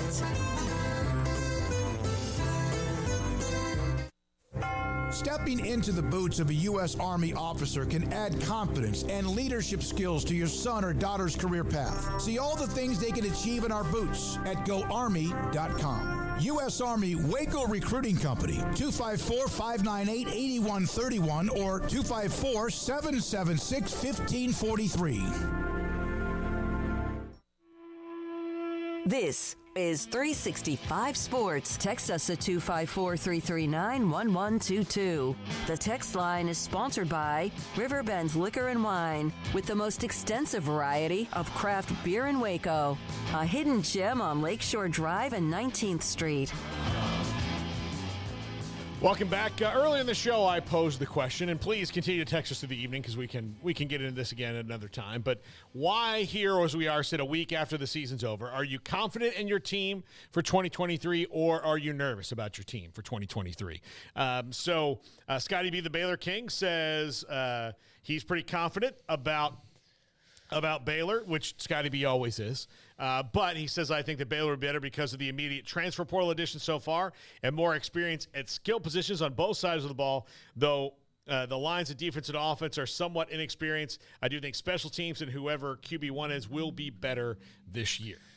Yeah, I am a long ways away probably from having too definitive of a take already because there's just so much else that has to happen. But, on paper, I'm leaning towards they're better.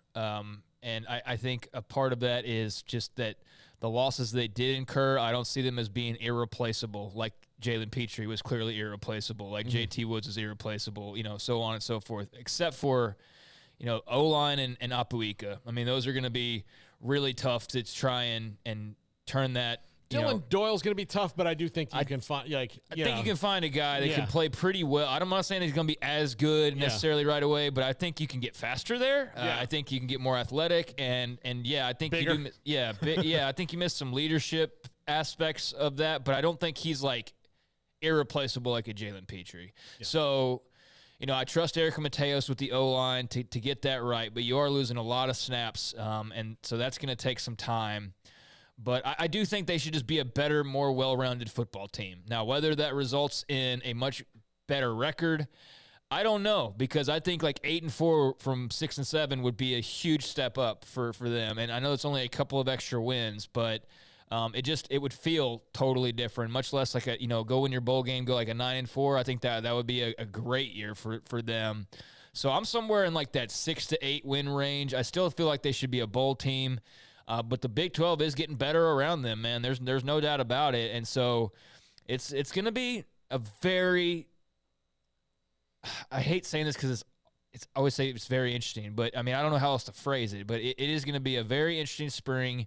And, to see how they round out the rest of these transfers and finally when the dust settles what that looks like. I feel much better now that they've added Sawyer Robertson. Not that I think that he's like just ready to roll in there and play right away, but they just needed some competition. They needed some depth, and he addresses that.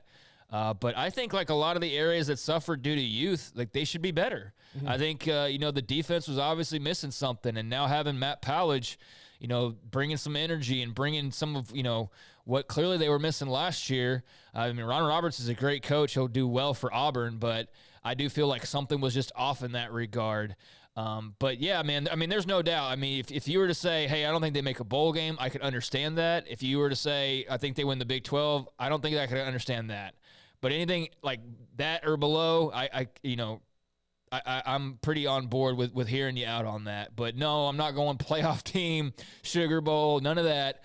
Some more things would have to happen for me to get that positive on their outlook. But I do think that they should just be a better performing football team. But again, I don't know if that necessarily results in more wins just because of, the opponent gets to play too.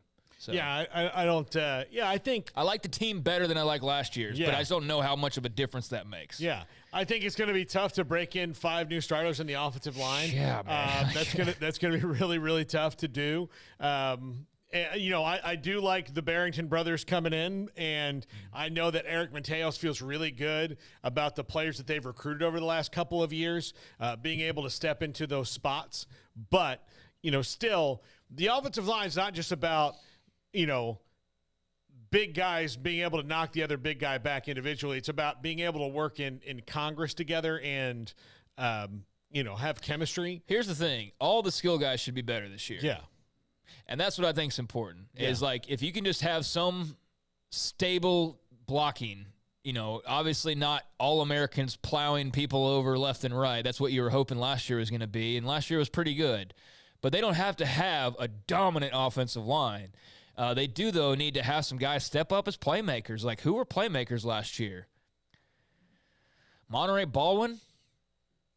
He's got to play more than Drake he did, Dabney, too. I mean, but those guys both missed time because they got hurt, and then guys that you thought might have been bigger contributors, like a Ben Sims, like he was good, he was fine, but he wasn't like all-world tight end, like maybe you would expect him to be. The receivers have room to grow. Richard Reese was a really good player for them last year. He deserves to be in that top group, but, now they're changing running backs coach. So, yeah, they got a lot of questions, man. There's a lot of, like we said earlier, there's a lot of new faces, both on staff and on the roster, and they're not done yet. So what does that look like ultimately? But I do think just the attitude and kind of the wherewithal and the mindset of kind of like knowing what opportunity you missed last year, I think is going to be a good driving force for them. And I think this will be a refocused, re-energized ball club ultimately. Yeah, I do. I think they needed to reshape the roster, and I think that's one of the things that's could be beneficial about the transfer portal if teams do it right, in that used to sometimes you just like if you were at a school and you didn't like it, your options were pretty thin, and then if you lost those guys, it wasn't like you could just go and replace, okay, you lose 2 safeties and a cornerback. Well, you better hope you got some freshmen coming in because you're not, or there's some good JUCO guys that'll come and help you, because the depth of that pool was pretty shallow. So you can look at a roster and go, okay, this is not working out. People need to go find other opportunities, and they can go find other opportunities. You can find people who fit what you do better, or what you intend to do, especially if you change things up. Like if you're Matt Pallage, are you going to call the exact same scheme as Ron Roberts? Probably not. No. I mean, it'll probably be in the same, family of defenses, but this is also where the difference. This is also where the schedule comes into play. Yeah, exactly. Because who am I picking them to beat? I mean, it's going to make a big difference if we're talking about them playing, school A, B, C, or D versus school E, F, G, or H. There's a chance they don't even play Texas. Exactly. Or play Oklahoma. Exactly. They could end up not playing those two, not playing K-State. Like, I know that's unrealistic, but, I mean, it's feasible because we don't know. We don't have the schedule clearly. Yeah. So, I mean, it could happen, but the round robin's over. It's over. Yeah. So that'll dictate a lot is what the schedules look like. And that will, I think once that drops, and that's what everybody's waiting on, is just to like make travel plans, but also like they want to predict the season now, right? Everybody wants to see who they're playing, so we know like, okay, should we be expecting 8 wins, or should we be expecting bowl eligibility? Should we be expecting a run to the playoff? Like, certain Texas fans already feel like they're, on that path. And because of all that they have returning, it's understandable. But yeah, you need to see that, I think, before you can really have a great grasp. And so, some of the others who are responding about other teams that are not Big 12, like you've got your schedules. And so you're able to do that. But yeah, until we get that, it's hard to say, because you might feel like, you don't know what kind of a start you're going to get off to because you don't know who your games are yet. Hey, Scott Satterfield could start out 6-0 at Cincinnati, and everybody can think like, man, they're not missing Luke Fickell at all, but it could just be the best 6 games he could have possibly gotten in the schedule and finish 6-6. You don't know. I mean, like, that's how we have no idea of what things are doing. By the way, Paxton says this, Paul, I didn't think you were in your 40s. Honestly, I was thinking like 34. Oh, Paxton, wow, that's great. God bless you. Yeah. God bless you. Tremendous. Here's what I will tell you.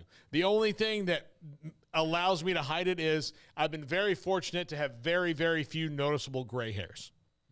My hair has remained dark, and I have not gone salt and pepper yet. But when I do, I'm going full Clooney right there. I'm going to lean right in.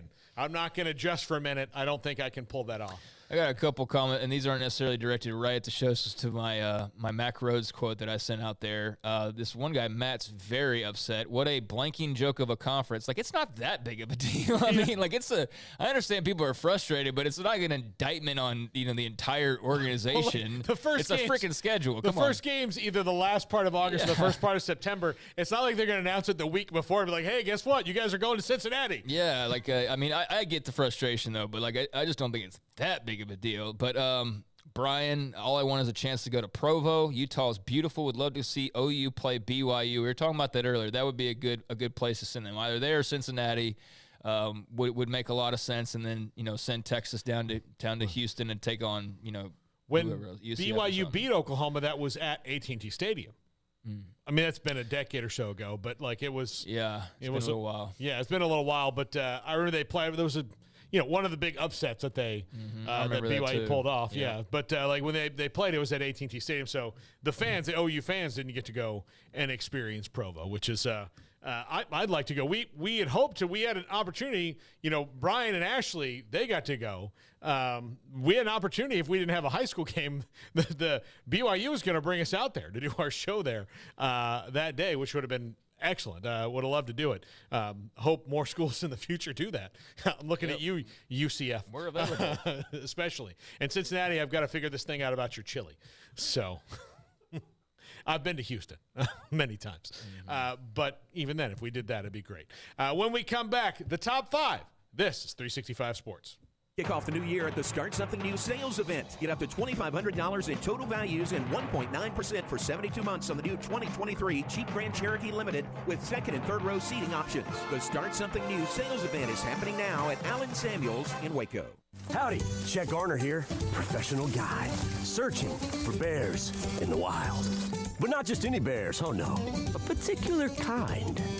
With hundreds of thousands roaming freely in the wild, yet still hard to spot unless you know the signs. There they are, Baylor Bears. If you're a bear enthusiast or even a bear yourself, join me and let's find some bears in the wild. Join the expedition at baylor.edu/alumni. Hi, this is Paul Catalina. I recently got engaged to the love of my life, but the most important thing that I had to do before I popped the question was get that perfect ring.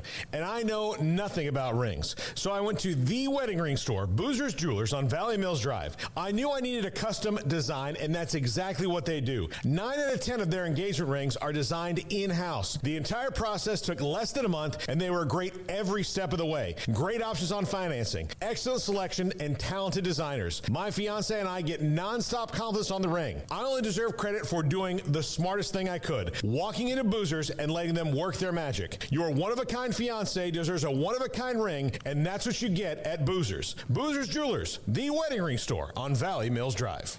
From the first workout to the last practice, sports is an incredible and rewarding challenge. Hi, this is Dan Ingham with the First National Bank of Central Texas, and we're proud to support each athlete, every parent, and our educators. From families, small businesses, to the biggest industry, we're here to help. With remarkable products like our free First mobile app, we've got banking ideas that fuel big dreams. That's the First National Bank of Central Texas. Familiar faces making local decisions. Member FDIC, Equal Housing Lender. Shorty's Pizza Shack at 12th and Bagby is a homegrown, locally owned pizza place that's out of this world. Everything from the dough, the sauce, the sausage topping is made fresh in-house. Not to mention the amazing pizza pillows, the chicken wings are to die for. Try the Sikkim sauce, chili cheese fries or tots, plus great specials on food and drink every single day. Shorty's is also the perfect spot to watch the game with your friends. Shorty's Pizza Shack at 12th and Bagby. Tell them Paul sent you by. Automatic Chef Canteen is a full-service micro-market vending and office coffee provider with state-of-the-art vending equipment, a wide variety of products, and offering custom-fitted micro-market vending office coffee solutions for your employee break room. You want a full break room solution and a workplace oasis? Well, Automatic Chef Canteen, locally owned and operated for over 50 years in Central Texas, also includes in-house mechanics on call 24/7 for fast, reliable service and maintenance. Automatic Chef Canteen, 6900 Imperial Drive in Waco, or online at automaticchefcanteen.com.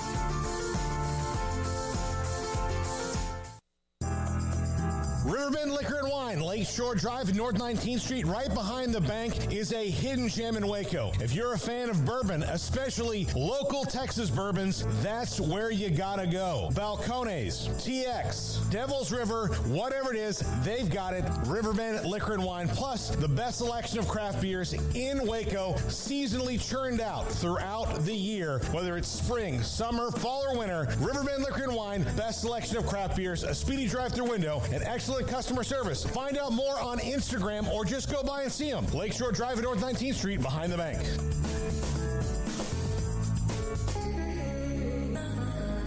This is Paul Catalina's Top 5 at 5:45. Or is it 5:55? Either way, it's the Top 5. Top 5 offensive coordinator hires. Now, I realize some of this is still going on, but some of the ones that will go on, unless they may not top these. So I'm confident that this will be a list I will not have to amend. So, number 5, Sean Lewis at Colorado. Comes over from Kent State. On to Deion's staff. This is an offense that was pretty prolific in the MAC, and he was the head coach at Kent State, now comes to be the OC at Colorado. I think that's going to work out well for them, at least on that side of the ball early on. But, Craig, you and I were talking about it off the air. That's the potential to be kind of like a roller coaster of a situation in year one, I would think, because of where they're coming from. Deion can't expect the same. He can maybe expect the same results over a longer period of time at Colorado that he had at Jackson State, but I don't think he can expect the same results over the shorter period of time at Colorado that he had at Jackson State. Yeah, no, I mean, it's a whole different ball game. I mean, he's not going to be starting off the year as the odds-on favorite like he did this year. Yeah. It might not be even expected to make a bowl game, although in the portal era, I don't know what expectations are, and I know that they're going to be able to flip that roster pretty quickly. But, yeah, it's just a total unknown, man. I mean, it's glossy and it's shiny, but that doesn't always mean it's good. You know what I mean? So they're putting lipstick on that program, and it remains to be seen of just how much actual structural change or improvements they're making there. But it's interesting to be able to kind of take a peek in there from time to time, and there's definitely mixed reactions to, I guess, the video that came out of like Tim Brewster and playing like drill sergeant, like telling guys to stand up and sit back down, stand back up, like kind of deal. But yeah, I mean, they've definitely got the marketing behind themselves, but this is, it's going to look familiar to Baylor fans, and I guess to a lot of college football fans at this point. I mean, he runs that same style of offense, it's the Bryles type of offense. And obviously that's finding a lot of success and has been for years and years now, but you're starting to have seen it leak over into the SEC the last couple of years with guys like Josh Heupel, obviously Kendall Bryles over the last few years, Jeff Lebby over the last few years, so on and so forth. And of course, then guys like Kiffin have interjected there. It's mutated, but he's from that same, philosophy. So they should be up tempo. I would imagine that if they have anything, they'll have good skill guys. I'm not sold on his son at quarterback. But, we'll see. It's a huge step up in competition, so that'll be interesting. Well, I think Shedeur should have been probably playing at a Colorado, like out of high school. Like Very that's well where his could've, yeah. talent level was, and he was at Jackson State. So I think it'll be – but, again, it's all about everything around him, too, the offensive line and everything else he has to build, which wasn't good at Colorado last year. Nothing was. So they're starting from absolute scratch. Number 4, Graham Harrell at Purdue. The Big Ten is finally, they're the last conference that's into maybe, and I know the weather there compared to the weather other places. Like, you'll get a couple of snow games in Colorado. You'll get a couple of cold weather games in the Pacific Northwest and maybe Penn State. Well, I mean, Penn State's in the Big Ten. You don't, like, in the South, you get, like, very few cold, like, where the offense can't function games. And in the North, you had to have, in the most of Big Ten country, you had to have an offense that could travel, and you had to build your team around defense. But if you're going to keep pace with your new counterparts on the West Coast that are coming in, and you're going to keep pace with trying to beat teams in the SEC, then you've got to start bringing in maybe wider open offenses. And Purdue doing this with Graham Harrell, already with hiring Ryan Walters, who runs a tight, really good defense. He ran that at Illinois.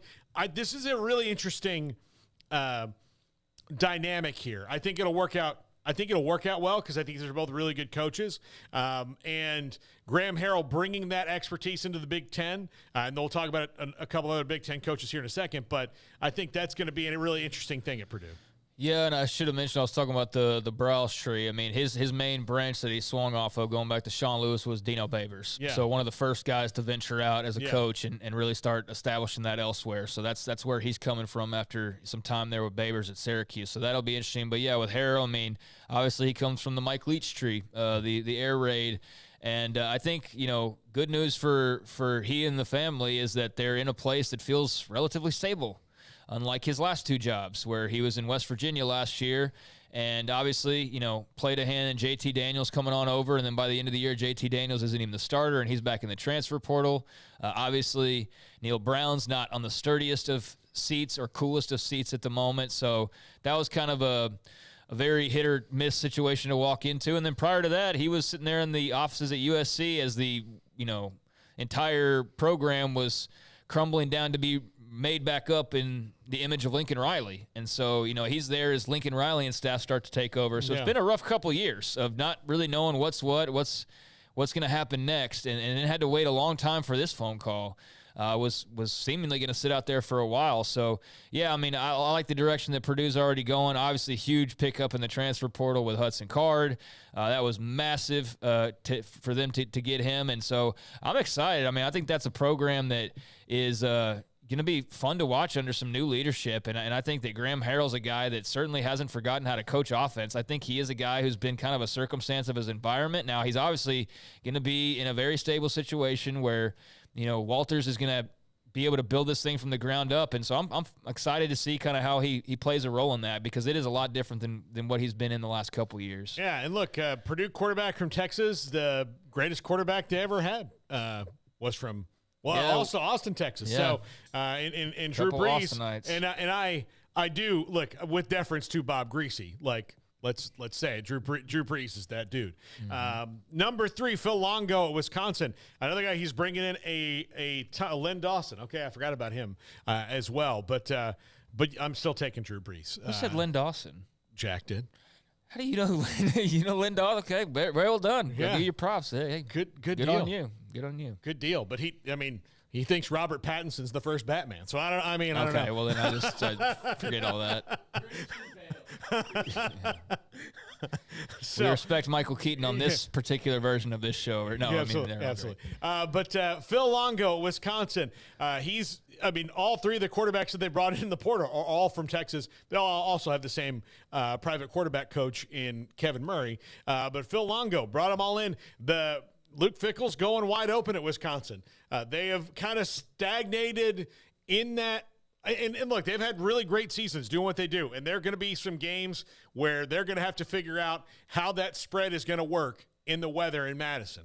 But at least they're trying it. And Phil Longo's had a lot of success. And I'm looking forward to seeing Tanner Mordecai and then Nick Evers and whoever else master it there at Wisconsin, because I think it's going to make them a whole lot more fun. Yeah, certainly. He, obviously is leaving a pretty solid quarterback that we'll be talking a lot about in NFL circles and college football circles first and foremost for the next couple of years in Drake May. But they went and really, I think, did themselves some favors in the transfer portal. Imagine not having it. Again, that's another one of those schools you look at and imagine not having the transfer portal, what it would look like otherwise. So that was a feather in their cap, and bringing Longo over is also the ability to go and be flexible and to get Nick Evers and to have him kind of waiting in the wings. And to have a guy like Tanner Mordecai who's, certainly familiar with stretching the field and going vertical, and that's what Phil Longo is going to want to do, is stretch the field, go vertical. It's not going to be old school smash mouth Big Ten, the way that you think of it stereotypically. But, they'll be able to run the football as well. But, I think that Mordecai, you talk about just wanting to throw the ball around.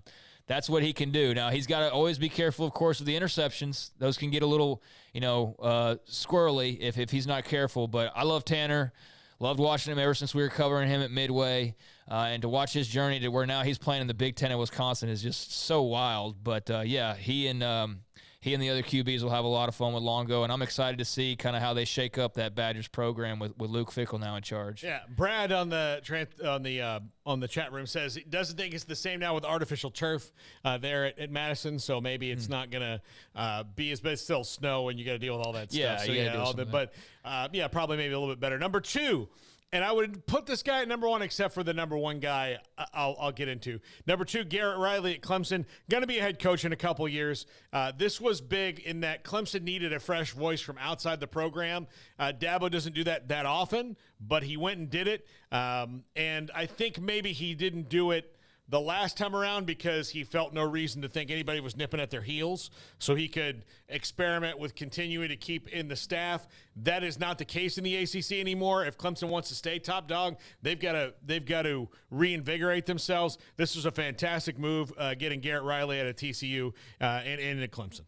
Yeah, I do think that Sonny Dykes deserves some credit. I just don't know what percentage to tribute to him. But, I mean, I think that his oversight certainly could do nothing but help Garrett Riley tremendously. So I'll be curious if there's any, like, downside to not having a voice like that. I know Clemson's got capable offensive guys, but Sonny Dykes is one of the best. So I think that was a great combination. And Jeff Scott being there as the kind of analyst or whatever he is. Yeah. That was a coup for them to get him back in the way that they got him back and not necessarily like back as OC or, or something like that. So I do think that was a really well thought out and well executed plan by Dabo, who kind of needed that, but went to show you like, no, I still know what I'm doing over here. We still are winning double digits, year in and year out. And what I think Jeff Scott is he's kind of maybe the Dabo translator, right? So you can do what Dabo wants, but like he can ease him into that, and then whatever happens with Jeff happens down the line.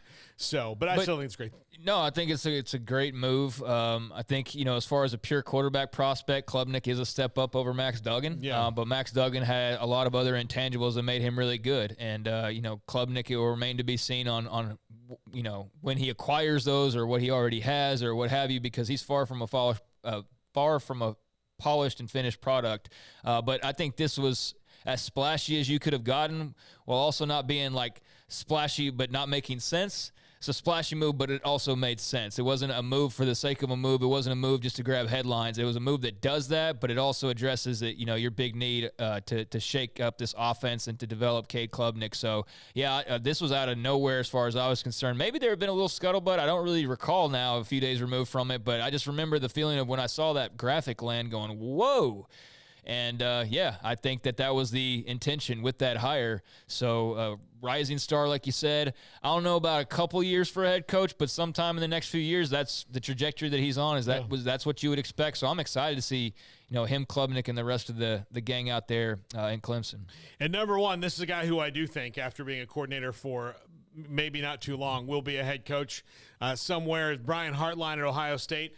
This is the probably most legit position coach in the country at wide receiver and the best recruiter at that position for a position coach that you could possibly imagine, given how deep and amazing Ohio State's wide receivers have been. Kevin Wilson left Ohio State to go to Tulsa. They've promoted Brian Hartline as the new offensive coordinator.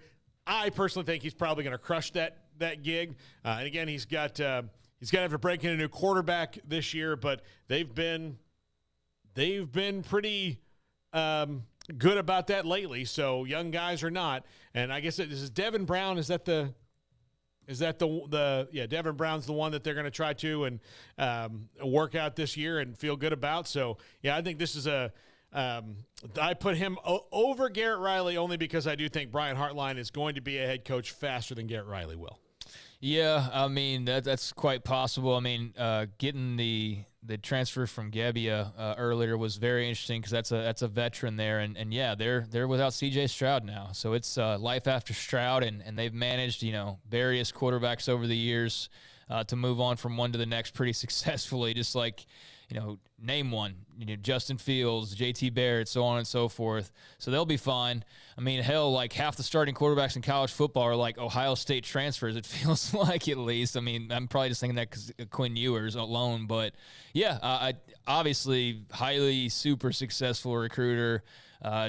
Amazing job done there with the wide receivers at Ohio State. But this is a jump up now. Now, there's definitely a lot worse places to be doing it in terms of accumulating talent and all that, but a great opportunity, a fast rising name, or already was risen, and now it's just a matter of like what other, attributes can he have outside of being the outstanding 5-star, hunter that lands all these badasses for the Buckeyes. But I'm very curious about this. This is a long time coming, so it'll be very interesting. Absolutely. Thank you, Craig. Thank you to Matt Bryant. Thanks to Mack Rhodes and to Kyle Yeomans. Thanks to Garrett, Jacob, Jack, and Emery. Tonight, Sports Tonight, locally here in Waco on the CW at 10:30. A recap of what we do every single day. Back at it again tomorrow. The old guy in the middle will be back tomorrow. This is 365 Sports. Have a great night, everybody.